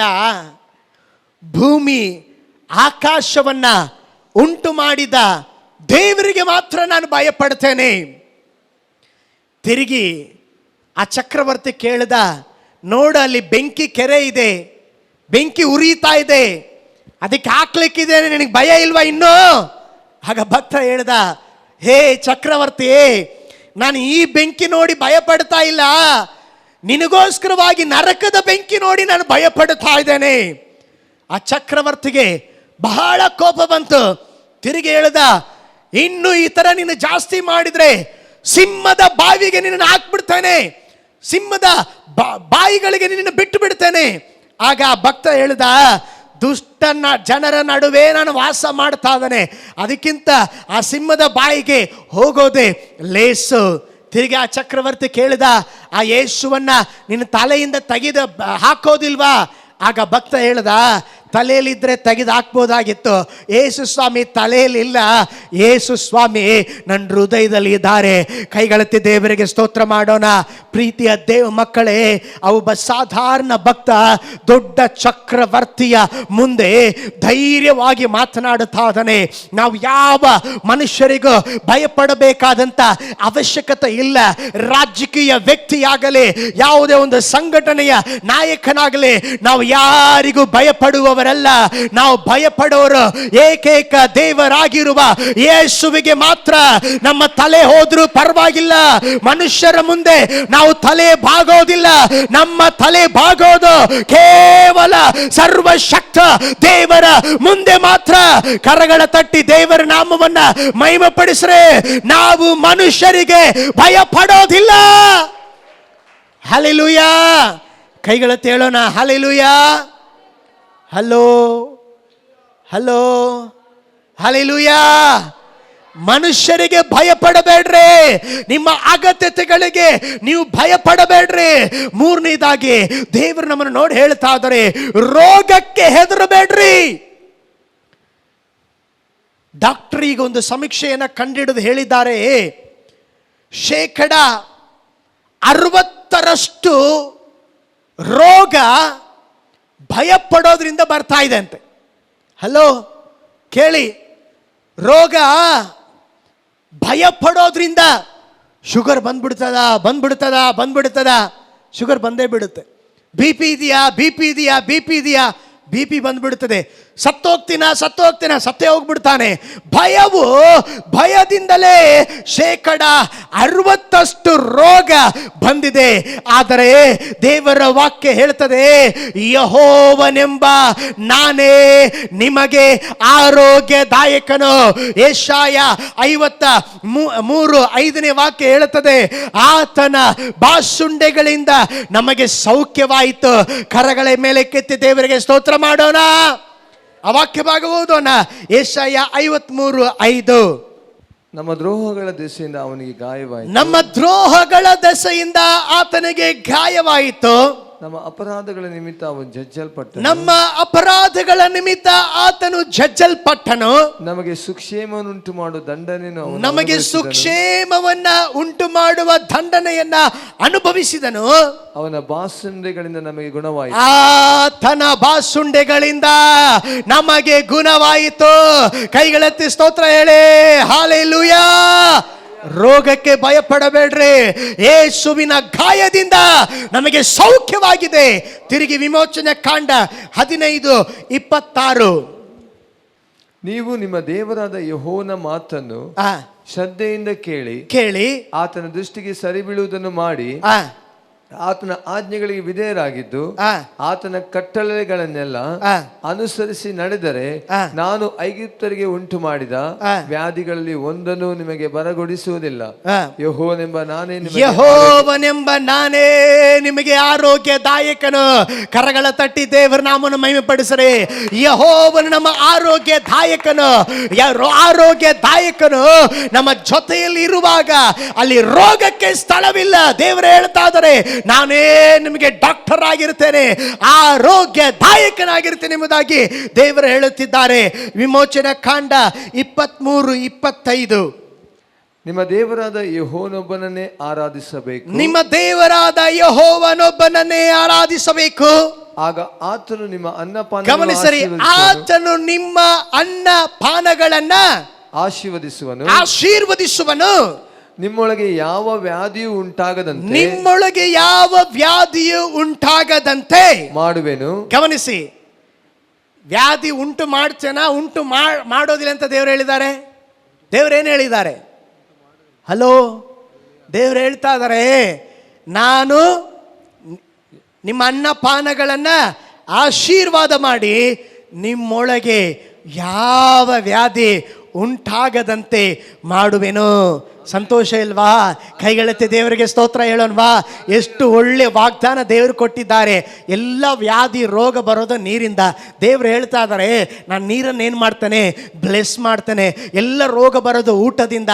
ದೇವರು ಹೇಳ್ತಾ ಇದ್ದಾರೆ, ನಾನು ಊಟ ಆಶೀರ್ವಾದ ಮಾಡ್ತೇನೆ. ನೀರು ಊಟ ಆಶೀರ್ವದಿಸಲ್ಪಟ್ಟ ಮೇಲೆ ನಾವು ಅದನ್ನು ಊಟ ಮಾಡುವಾಗ ಅದರಲ್ಲಿ ರೋಗ ಬರೋದಿಲ್ಲ, ಅದರಲ್ಲಿ ಆರೋಗ್ಯವೇ ಬರ್ತದೆ. ಕೈಗಳ ತಟ್ಟಿ ದೇವರ ನಾಮವನ್ನು ಮಹಿಮೆಪಡಿಸೋಣ. ಹಲ್ಲೆಲೂಯಾ! ದೇವರು ನಮಗೆ ಆರೋಗ್ಯದಾಯಕನಾಗಿದ್ದಾನೆ. ತಿರುಗಿ ಕೀರ್ತನೆ 103 3ನೇ ವಾಕ್ಯ.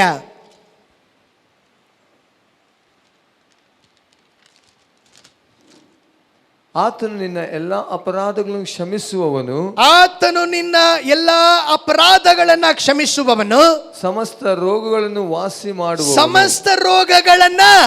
ಹಲೋ, ತಲೆನೋವು ವಾಸಿ ಮಾಡ್ತೇನೆ, ಕ್ಯಾನ್ಸರ್ ರೋಗ ವಾಸಿ ಮಾಡಲ್ಲ ಅಂತ ಬೈಬಲ್ ಹೇಳಲ್ಲ. ಬೈಬಲ್ ಹೇಳ್ತದೆ ಸಮಸ್ತ ರೋಗ. ಇದೀರಾ?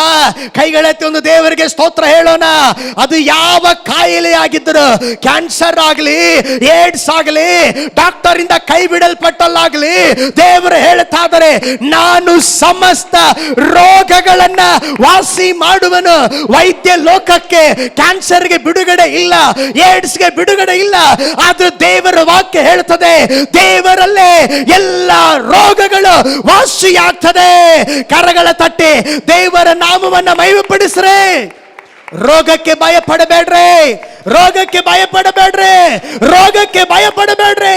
ರೋಗ ನಿಮ್ಮ ಶರೀರ ಬಿಟ್ಟು ನೀರಿಗೆ ಹೋಗ್ತದೆ. ಎಂತ ರೋಗ ಇದ್ದರೂ ದೇವ ಸನ್ನಿಧಾನದಲ್ಲಿ ಅದು ಸೌಖ್ಯವಾಗ್ತದೆ. ಯೇಸುವಿನ ನಾಮದಲ್ಲಿ ಅದು ಹಾಗೆ ಸಂಭವಿಸುತ್ತದೆ. ರೋಗಕ್ಕೆ ಭಯ ಪಡಬಾರದು. ಹಾಗಾದ್ರೆ ಹೋರಾಟದ ಜೀವಿತದಲ್ಲಿ ದೇವರು ನಮ್ಮನ್ನು ನೋಡಿ ಹೇಳ್ತಾ ಇದ್ದಾರೆ, ಭಯ ಪಡಬೇಡ, ಭಯ ಪಡಬೇಡ. ಯೆಹೋಷಾಫಾಟ್ ಭಯಪಟ್ಟಾಗ ಅವನು ಓಡಿ ಹೋಗಲಿಲ್ಲ.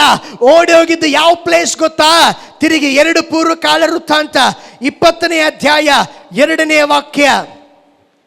ದೂತರು ಬಂದು ಯೆಹೋಷಾಫಾಟನಿಗೆ, ಮಹಾಸಮೂಹವು ನಿನಗೆ ವಿರೋಧವಾಗಿ ಲವಣ ಸಮುದ್ರದ ಆಚೆಯಲ್ಲಿರುವ ಆರಾಮ್ ಪ್ರಾಂತದ ಕಡೆಯಿಂದ ಬಂದು ಈಗ ಎಂಗೆದಿ ಎನಿಸಿಕೊಳ್ಳುವ ಹಚೆಚೋರ್ನ ತಾಮಾರಿನಲ್ಲಿ ಇರುತ್ತಾರೆಂದು ತಿಳಿಸಿದಾಗ ಯೆಹೋಷಾಫಾಟನು ಹೆದರಿ ಯೆಹೋವನನ್ನೇ ಆಶ್ರಯಿಸಿಕೊಳ್ಳಬೇಕೆಂದು ನಿರ್ಣಯಿಸಿಕೊಂಡು ಯೆಹೋಷಾಫಾಟನು ಹೆದರಿ ಯೆಹೋವನನ್ನೇ ಆಶ್ರಯಿಸಿಕೊಳ್ಳಬೇಕೆಂದು. ಯೆಹೋಷಾಫಾಟನು ಹೆದರಿ ಓಡಿ ಹೋಗ್ಲಿಲ್ಲ. ಎಲ್ಲಿ ಓಡೋಗ್ತಾ ಇದ್ದಾನೆ ಗೊತ್ತಾ? ದೇವರ ಹತ್ರ ಓಡಿ ಹೋಗ್ತಾ ಇದ್ದಾನ್ರಿ. ಕೈಗಳೆತ್ತಿ ದೇವರಿಗೆ ಸ್ತೋತ್ರ ಮಾಡೋಣ. ಹಲ್ಲೆಲೂಯಾ! ದೇವ ಮಕ್ಕಳೇ, ನಿಮಗೆ ಭಯ ಬರುವಾಗ, ನಿಮಗೆ ಹೆದರಿಕೆ ಉಂಟಾಗುವಾಗ ಸ್ಥಳ ಬಿಟ್ಟು ಹೋಗಬೇಡಿ, ಕುಟುಂಬ ಬಿಟ್ಟು ಓಡೋಗ್ಬೇಡಿ, ಯಾರೋ ಬಳಿ ಹೋಗ್ಬೇಡ್ರಿ.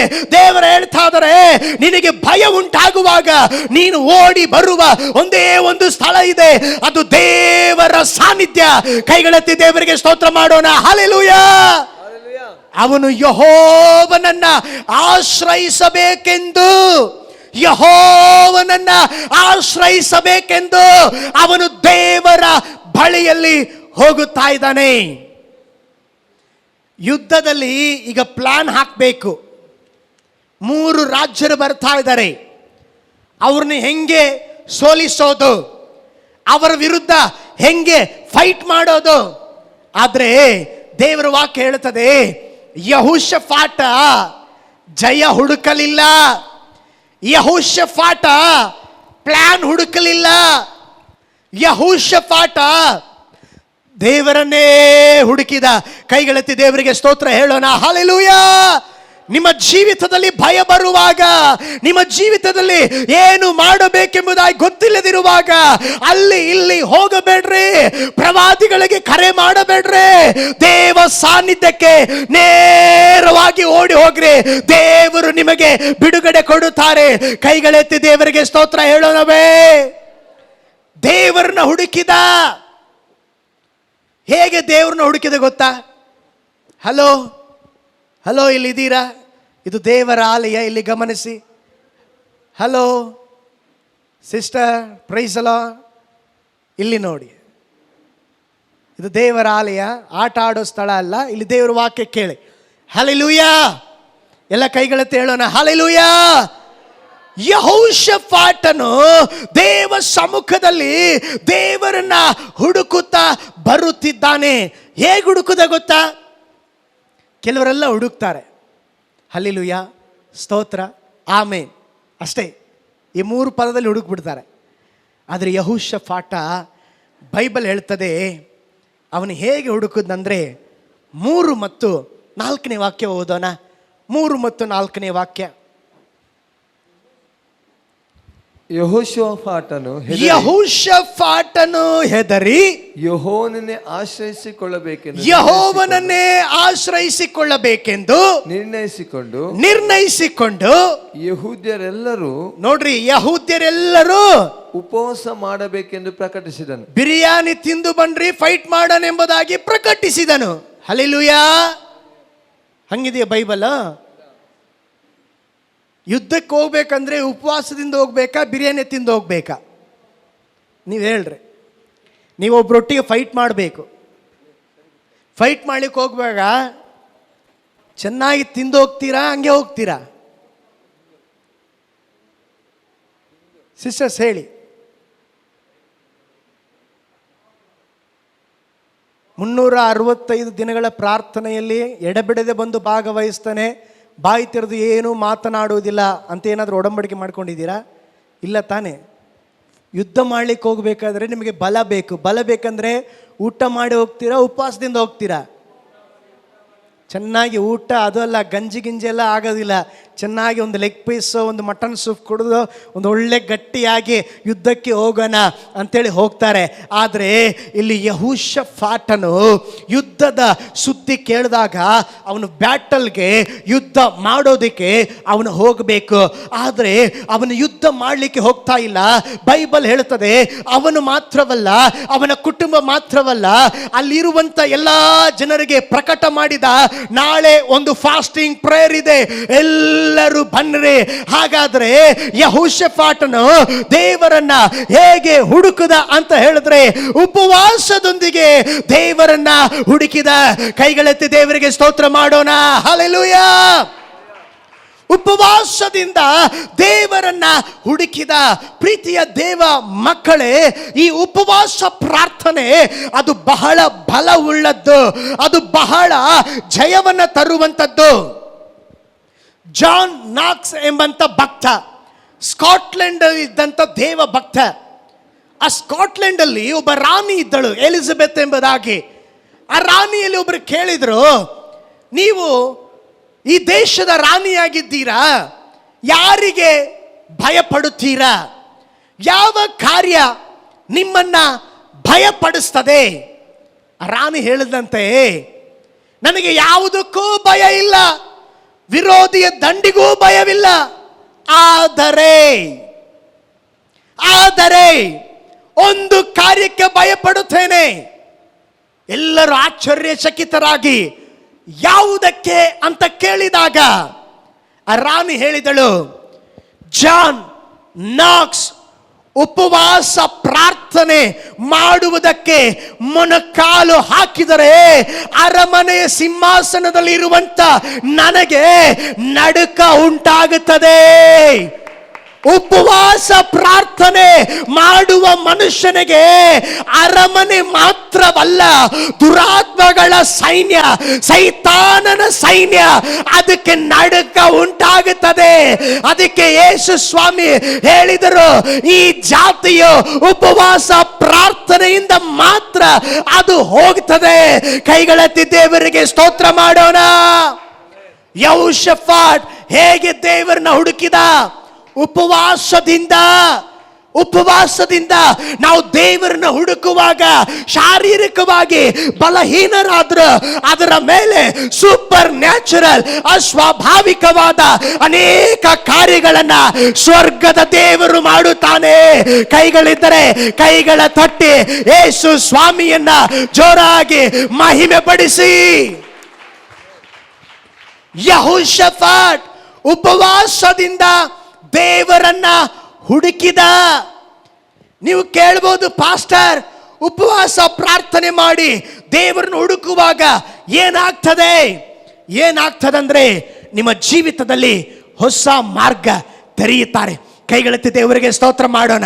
ಹೊಸ ಮಾರ್ಗ, ಹಳೆಯ ಮಾರ್ಗವಲ್ಲ, ಇದುವರೆಗೂ ನೋಡದೆ ಇರುವಂತ ಹೊಸ ಮಾರ್ಗ, ಹೊಸ ಬಾಗಿಲು, ಹೊಸ ಡೋರ್ ನಿನಗಾಗಿ ನನ್ನ ದೇವರು ಓಪನ್ ಮಾಡ್ತಾರೆ. ಕೈಗಳೆತ್ತಿ ದೇವರಿಗೆ ಸ್ತೋತ್ರ ಮಾಡೋಣ. ಒಂದು ವೇಳೆ ಈ ಸ್ಥಳದಲ್ಲಿ ಅಯ್ಯೋ ಪಾಸ್ಟರ್ ಇದು ಅಸಾಧ್ಯ, ಇದು ಮುಂದಕ್ಕೆ ಮೂವ್ ಆಗ್ತಾ ಇಲ್ಲ, ಇದು ಹೋಗ್ತಾ ಇಲ್ಲ ಅನ್ನುವ ಸಂಗತಿಗಳು ನೀನು ಉಪವಾಸ ಮಾಡಿ ನೋಡುವಾಗ ಅಸಾಧ್ಯವಾದ ಕಾರ್ಯಗಳು ಯಾವುದು ಇರುವುದಿಲ್ಲ, ಎಲ್ಲವೂ ಸಾಧ್ಯವಾಗಿರುತ್ತದೆ. ಕೈಗಳೆತ್ತಿ ದೇವರಿಗೆ ಸ್ತೋತ್ರ ಮಾಡೋಣ. ನೀನು ಉಪವಾಸ ಮಾಡುವಾಗ ನೀನು ಯುದ್ಧ ಮಾಡಬೇಕಾಗಿಲ್ಲ, ಯುದ್ಧಕ್ಕಾಗಿ ದೇವದೂತರನ್ನ ದೇವರು ಕಳಿಸ್ತಾರೆ. ಇನ್ನೊಂದು ಮಾತಿನಲ್ಲಿ ಹೇಳೋದಾದ್ರೆ, ದೇವರೇ ನಿನಗೆ ಇಳಿದು ಬಂದು ಅವರು ನಿನಗಾಗಿ ಯುದ್ಧ ಮಾಡುತ್ತಾರೆ. ಕರಗಳ ತಟ್ಟಿ ದೇವರ ನಾಮವನ್ನು ಮಹಿಮೆ ಪಡಿಸೋಣ.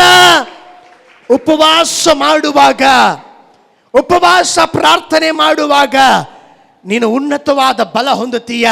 ಉಪವಾಸ ಪ್ರಾರ್ಥನೆ ಮಾಡುವಾಗ ಪಾರಂಪರ್ಯವಾಗಿ ಕಟ್ಟಲ್ಪಟ್ಟಂತ ಎಲ್ಲ ಶಾಪದ ಕಟ್ಟಗಳು, ಎಲ್ಲ ಬಂಧನಗಳು, ರೋಗದ ಬಂಧನಗಳು ಎಲ್ಲವೂ ಮುರಿದು ಹೋಗುತ್ತದೆ. ಕೈಗಳೆತ್ತಿ ದೇವರಿಗೆ ಸ್ತೋತ್ರ ಮಾಡೋಣ. Hallelujah, hallelujah. ಉಪವಾಸದ ಶಕ್ತಿಗಿಂತಲೂ ಬೇರೆ ಶಕ್ತಿ ಯಾವುದೂ ಇಲ್ಲ. ಯೆಹೋಷಾಫಾಟ ಉಪವಾಸದಿಂದ ದೇವರನ್ನ ಹುಡುಕಿದ. ಎರಡನೇದಾಗಿ ಯೆಹೋಷಾಫಾಟ ಪ್ರಾರ್ಥನೆಯಿಂದ ದೇವರನ್ನ ಹುಡುಕಿದ. 20ನೇ ಅಧ್ಯಾಯ 2 ಪೂರ್ವಕಾಲ ವೃತ್ತಾಂತ 20ನೇ ಅಧ್ಯಾಯ 6ರಿಂದ 12ನೇ ವಾಕ್ಯ. ಅದರ ಮುಂದುಗಡೆಯಲ್ಲಿ ನಿಂತು ಯೆಹೋಷಾಫಾಟನು ಅದರ ಮುಂದುಗಡೆಯಲ್ಲಿ ನಿಂತು, ಯೆಹೋವನೇ, ಯೆಹೋವನೇ ನಮ್ಮ ಪಿತೃಗಳ ದೇವರೇ. ಗಮನಿಸಿ, 6ನೇ ವಾಕ್ಯದಲ್ಲಿ ಯೆಹೋಷಾಫಾಟನ ಪ್ರಾರ್ಥನೆ ಬರೆಯಲ್ಪಟ್ಟಿದೆ. ಪ್ರಾರ್ಥನೆ ಮಾಡುತ್ತಿದ್ದಾನೆ. ನೋಡಿ, 3 ರಾಜ್ಯರು ಸುತ್ತಲೂ ಬರುತ್ತಾ ಇದ್ದಾರೆ. ಕೆಲವರೆಲ್ಲ ದೊಡ್ಡ ಸಮಸ್ಯೆಗೆ ಚಿಕ್ಕ ಪ್ರೇಯರ್ ಮಾಡ್ತಾರೆ. ಹಲೋ, ಒಂದು ವಾಡಿಕೆಯಾಗಿ ಹೇಳುವಂಥ ಮಾತು, ಮೋರ್ ಪ್ರೇಯರ್. ಗೊತ್ತಿಲ್ವಾ ನಿಮಗೆ? More prayer. ಹಲೋ, ಊಟಕ್ಕೆ ಟೈಮ್ ಆಯಿತು ಪಾಸ್ಟರ್, ನಮ್ಮನ್ನು ಬಿಟ್ಬಿಡಿ ಅಂತ ಹೇಳ್ತಾ ಇದ್ದೀರಾ? Hallelujah. More prayer, more power. Less prayer, ಹೆಚ್ಚು ಪ್ರಾರ್ಥನೆ ಹೆಚ್ಚು ಬಲ. ಕಡಿಮೆ ಪ್ರಾರ್ಥನೆ ಕಡಿಮೆ ಬಲ.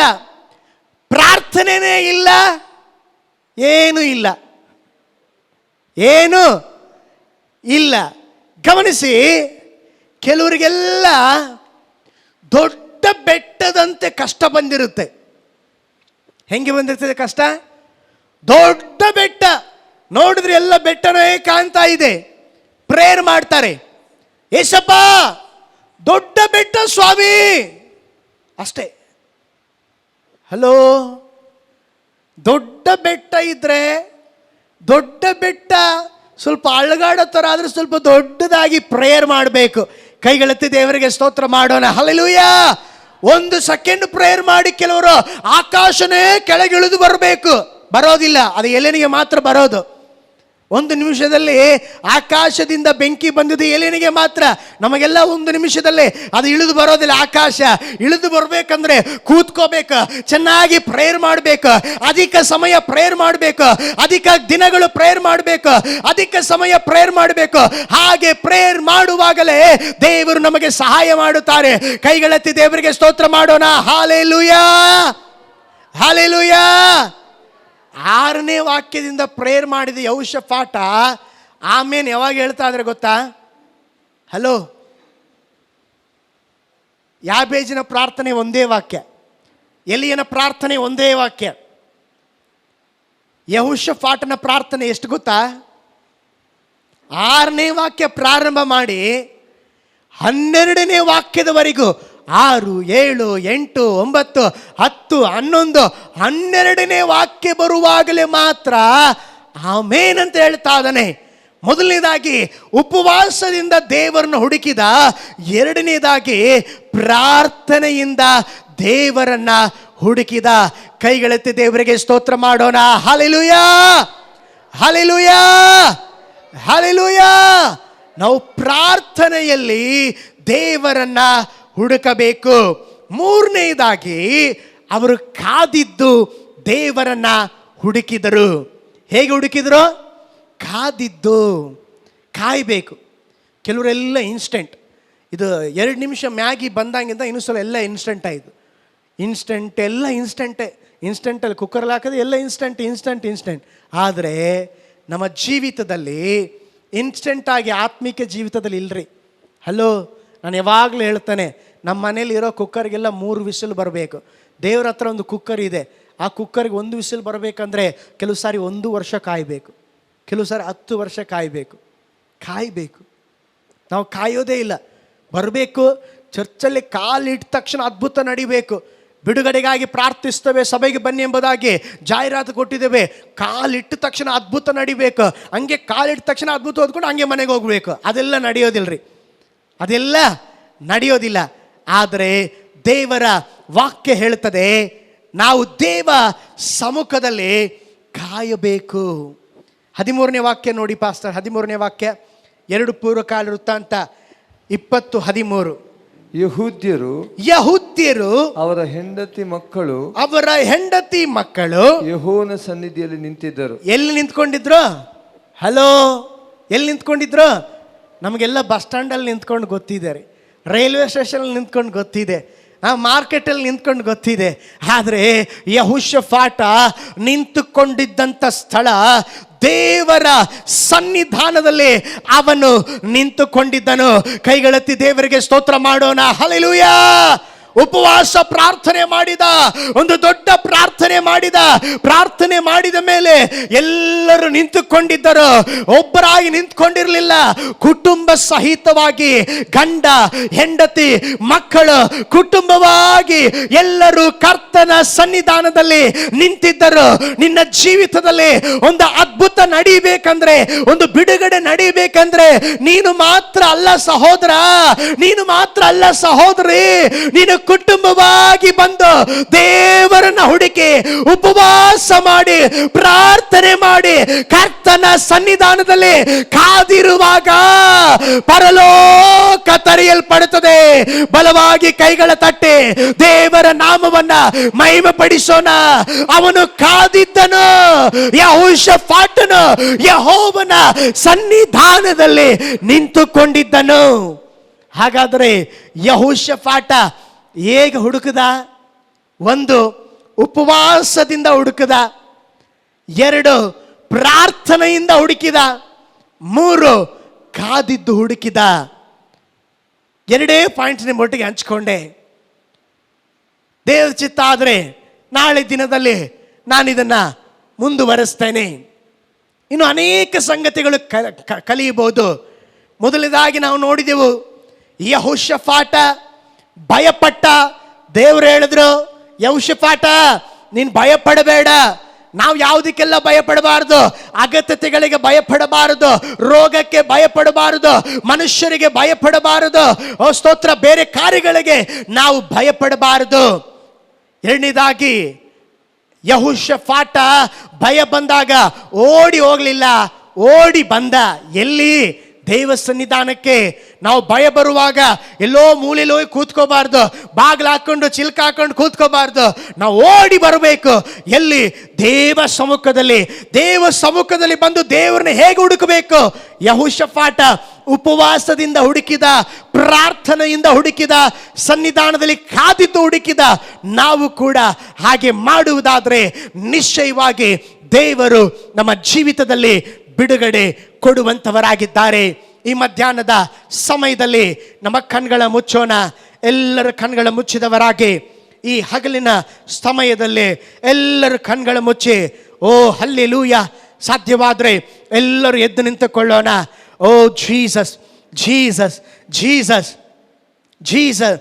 ಜೀಸಸ್, ಇಲ್ಲಿರುವಂಥ ನಿನ್ನ ಜೀವಿತದಲ್ಲಿ ಒಂದು ಹೋರಾಟ ನಡೀತಾ ಇದೆ, ಹೋರಾಟ ನಡೀತಾ ಇದೆ, ಹೋರಾಟ ನಡೀತಾ ಇದೆ.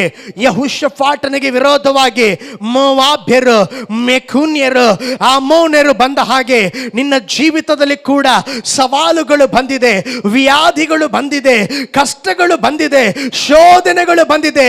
ನೀನು ಭಯಪಡಬೇಡ, ನೀನು ಭಯಪಡಬೇಡ. ಎರಡು ಕೈಗಳ ಮೇಲಕ್ಕೆ ಸ್ವರ್ಗದ ಕಡೆಗೆ ಎತ್ತಿ ಯೆಹೋಷಾಫಾಟನಿಗಾಗಿ ದೇವರು ಇಳಿದು ಬಂದ ಹಾಗೆ ಈ ಮಧ್ಯಾಹ್ನದ ಸಮಯದಲ್ಲಿ ದೇವರು ನಿನಗೆ ಇಳಿದು ಬರುತ್ತಾರೆ. ಕೆಲವರು ಭಯ ನಿಮ್ಮನ್ನು ಆವರಿಸಿಕೊಂಡಿದೆ, ಕೆಲವರು ನಿಮ್ಮ ವಿದ್ಯಾಭ್ಯಾಸಕ್ಕಾಗಿ ಭಯಪಡುತ್ತಾ ಇದ್ದೀರಾ, ಕೆಲವರು ನಿಮ್ಮ ಮಕ್ಕಳ ಭವಿಷ್ಯಕ್ಕಾಗಿ ಭಯಪಡುತ್ತಾ ಇದ್ದೀರಾ, ಕೆಲವರು ಸೇವಾ ಕಾರ್ಯಕ್ಕೆ ಭಯಪಡುತ್ತಾ ಇದ್ದೀರಾ. ಓ ಸ್ತೋತ್ರ, ದೇವರು ಹೇಳುತ್ತಾದರೆ ನೀನು ಭಯಪಡಬೇಡ, ನೀನು ಭಯಪಡಬೇಡ. ಈ ಹಗಲಿನ ಹೊತ್ತಿನಲ್ಲಿ ಓ ಸ್ತೋತ್ರ, ನಿನ್ನಿಂದ ಭಯ ನೀಗಿ ಹೋಗಲಿಕ್ಕಿದೆ. ಎಲ್ಲರೂ ನಿಮ್ಮ ತಲೆಯ ಮೇಲೆ ನಿಮ್ಮ ಬಲಗೈಯನ್ನ ಇಟ್ಟುಕೊಂಡು ಹೇಳ್ರಿ, ನನ್ನಲ್ಲಿ ಇರುವುದು ಭಯದ ಆತ್ಮ ಅಲ್ಲ. ಎಲ್ಲ ಹೇಳಿ, ನನ್ನಲ್ಲಿ ಇರುವುದು ಭಯದ ಆತ್ಮ ಅಲ್ಲ. ಭಯವೇ ಯೇಸುವಿನ ನಾಮದಲ್ಲಿ ವಿರೋಧಿಸುತ್ತೇನೆ. ಭಯವೇ ನನ್ನೊಳಗೆ ಇರುವುದಕ್ಕೆ ನಿನಗೆ ಅವಕಾಶವಿಲ್ಲ. ಅಗತ್ಯತೆಯ ಭಯವೇ, ಭವಿಷ್ಯತ್ತಿನ ಭಯವೇ, ರೋಗದ ಭಯವೇ, ನನ್ನನ್ನು ಬಿಟ್ಟು ಯೇಸುವಿನ ನಾಮದಲ್ಲಿ ಹೋಗು. ಎಲ್ಲರೂ ಪ್ರಾರ್ಥಿಸಿ, ಎಲ್ಲರೂ ಪ್ರಾರ್ಥಿಸಿ ಯೇಸುವಿನ ನಾಮದಲ್ಲಿ. ಅಪ್ಪ, ಇಲ್ಲಿರುವಂತ ಮಕ್ಕಳಿಗಾಗಿ ಪ್ರಾರ್ಥಿಸ್ತೇವೆ, ಸಹೋದರಿಯರಿಗಾಗಿ ಪ್ರಾರ್ಥಿಸ್ತೇವೆ, ಸಹೋದರನಿಗಾಗಿ ಪ್ರಾರ್ಥಿಸ್ತೇವೆ. ಈ ಬೆಳಿಗ್ಗೆ ಯಾವ ಭಯ ಅವರನ್ನ ಆವರಿಸಿಕೊಂಡಿದೆಯೋ, in the name of Jesus, in the name of Jesus, ಯೇಸುವಿನ ನಾಮದಲ್ಲಿ, ಯೇಸುವಿನ ನಾಮದಲ್ಲಿ ಎಲ್ಲ ಭಯದ ಆತ್ಮ ಎಲ್ಲ ಬಿಟ್ಟು ಹೋಗಲಿ. ಯೇಸುವಿನ ನಾಮದಲ್ಲಿ ಎಲ್ಲ ಅಗತ್ಯತೆಯ ಭಯ ಬಿಟ್ಟು ಹೋಗಲಿ, ಮರಣದ ಭಯ ಬಿಟ್ಟು ಹೋಗಲಿ, ವಿಮರ್ಶೆಯ ಭಯ ಬಿಟ್ಟು ಹೋಗಲಿ. ಯೇಸುವಿನ ನಾಮದಲ್ಲಿ ರೋಗದ ಭಯ ಬಿಟ್ಟು ಹೋಗಲಿ. ಪ್ರತಿಯೊಬ್ಬರ ಮೇಲೆ ಈ ಕ್ಷಣವೇ ಧೈರ್ಯದ ಆತ್ಮನು, ಪವಿತ್ರಾತ್ಮನು ಇಳಿದು ಬರಲಿ ಸ್ವಾಮಿ, ಇಳಿದು ಬರಲಿ ಸ್ವಾಮಿ. ನಿಮ್ಮ ನಾಮ ಮಹಿಮೆ ಉಂಟಾಗಲಿ. ಎರಡು ಕರಗಳ ತಟ್ಟಿ, ಒಳ್ಳೆ ಚಪ್ಪಾಳೆ ತಟ್ಟಿ ಯೇಸು ಸ್ವಾಮಿಯನ್ನ ಮಹಿಮೆ ಪಡಿಸೋಣ. Hallelujah, hallelujah, hallelujah. ದೇವರು ತಾನೇ ನಿಮ್ಮೆಲ್ಲರನ್ನ ಆಶೀರ್ವದಿಸಲಿ.